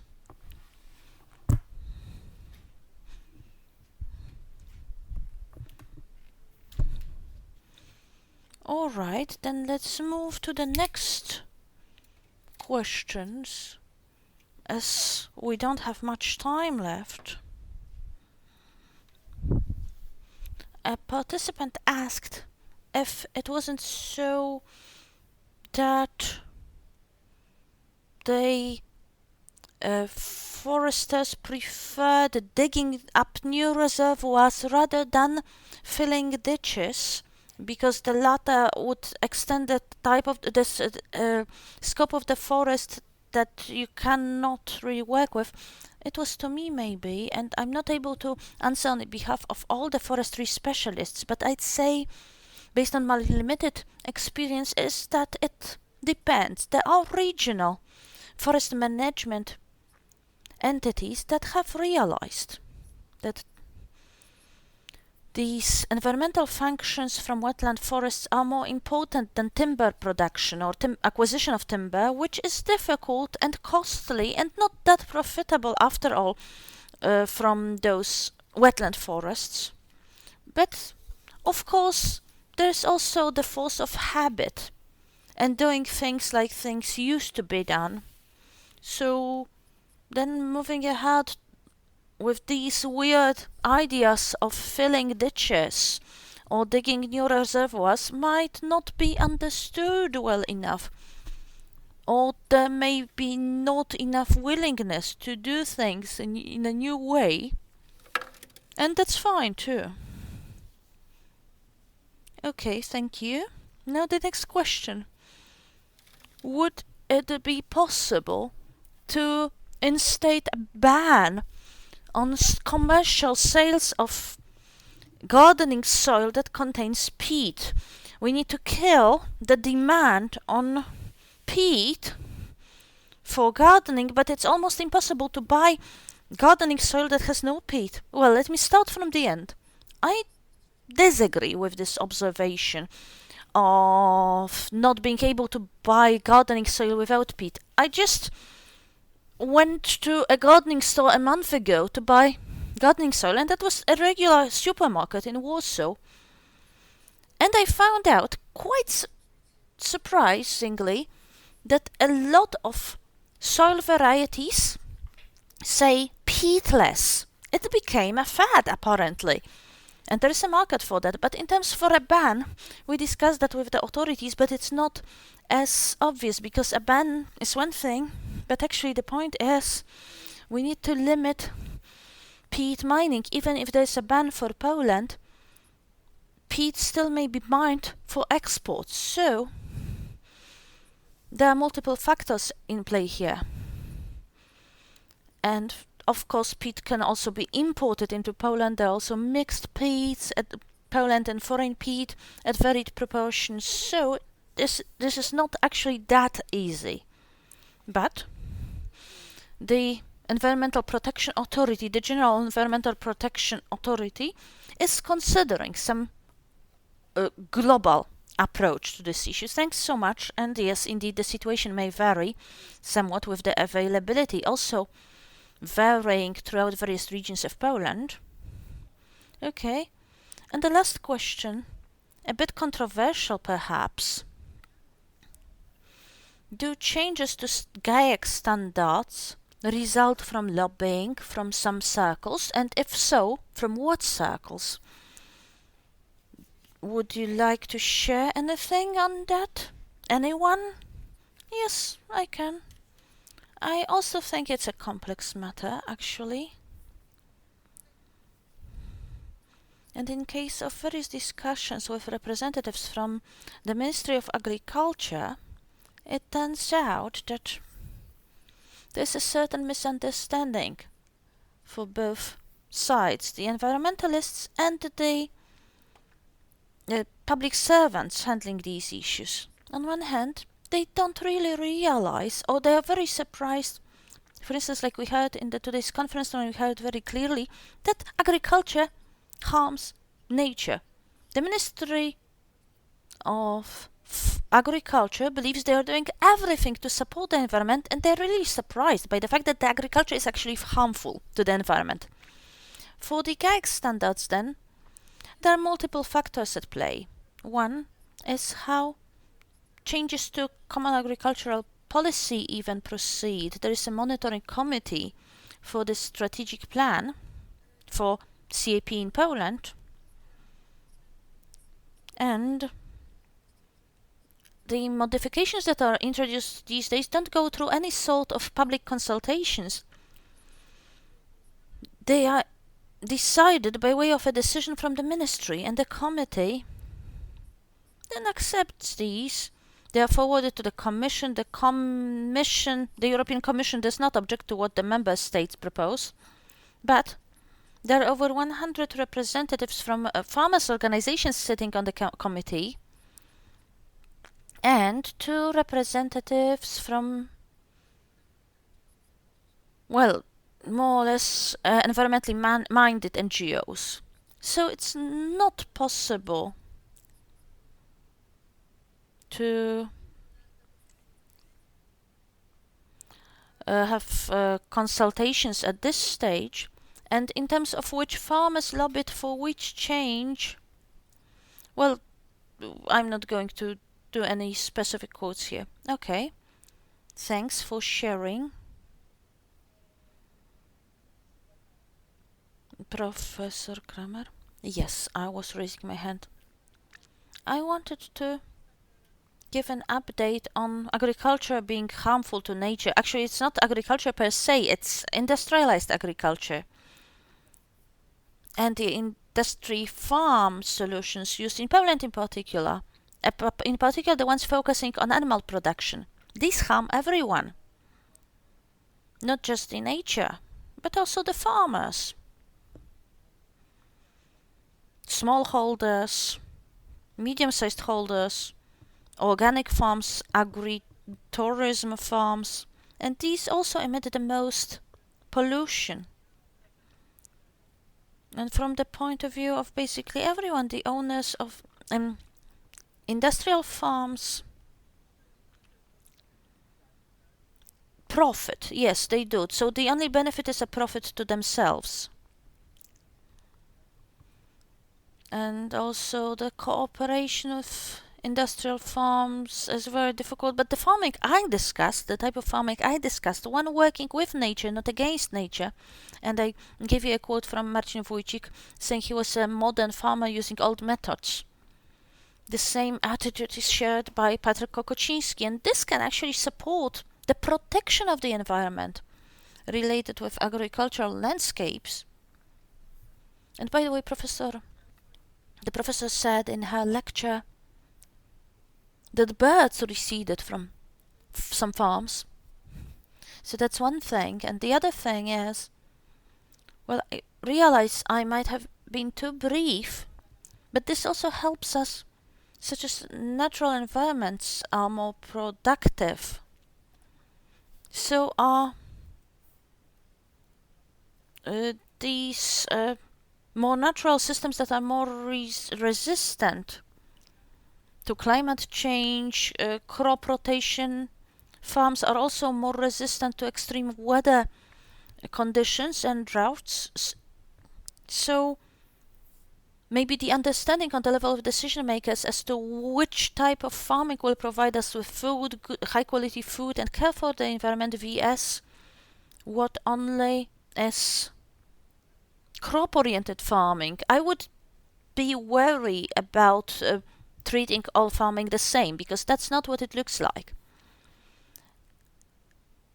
And yeah, I know we even have farmers' parties representatives who believes 5 hectares is not enough to live off. So even on the level of basic education or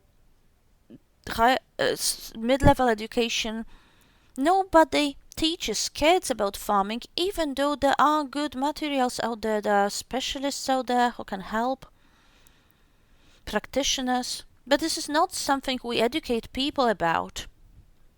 And we don't show methods that are helpful, that require knowledge maybe, but will save farmers both time and money. This knowledge is not universal enough, and there's a lot of lobbying, yes, I agree.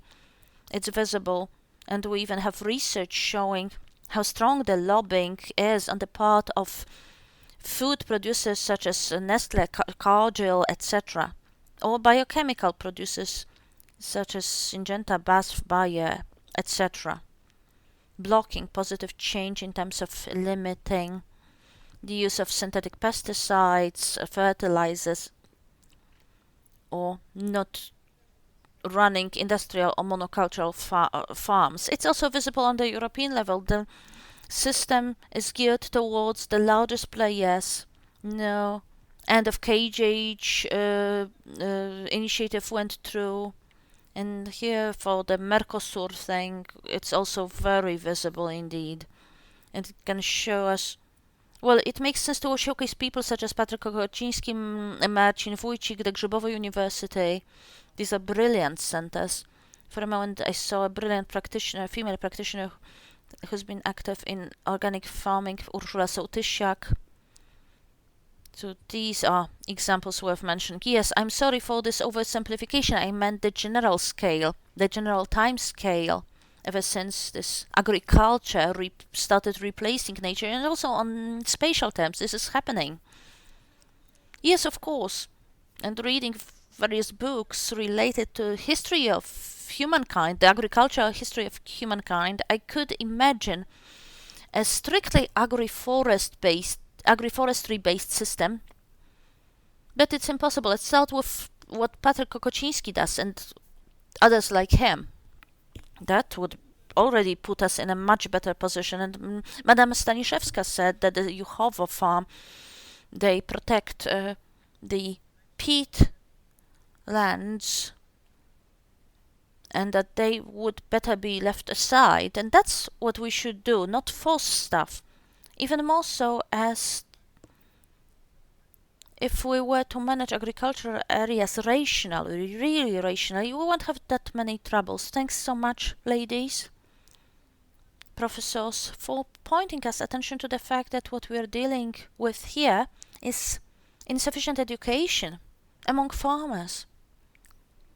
And maybe, just maybe, there's a need for a reform at agricultural schools. This is all ahead. For now, please tell me if there are any more questions you'd like to ask. Let me also check here. Or if any of our speakers would like to give a wrap-up in a sentence or two.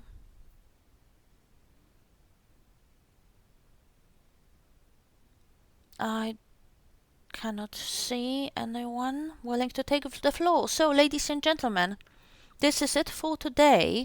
This has been the first part of our conference focusing on environmental protection and climate protection matters.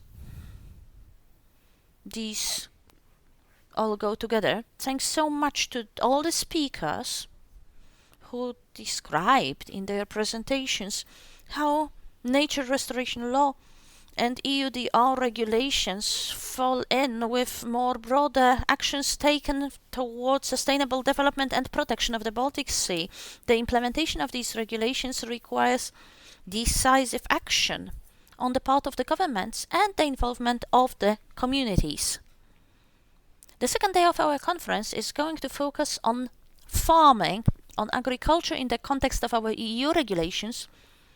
We'll see a very important debate because Polish agriculture, and not just Polish agriculture, is now facing a series of challenges such as price fluctuations, extreme weather events, and various occurrences on the market. And as we know, the EU policy is focusing on sustainable farming. That is a necessity to limit the negative impact from that sector onto the environment. So the speakers will look at how EU regulations may come in line with the demands of that sector. You will learn more on Thursday live at the seat of the Polish milk production co-ops at 9:30. This is it from me, and have a great rest of the day. Thanks so much. The same to you. Bye.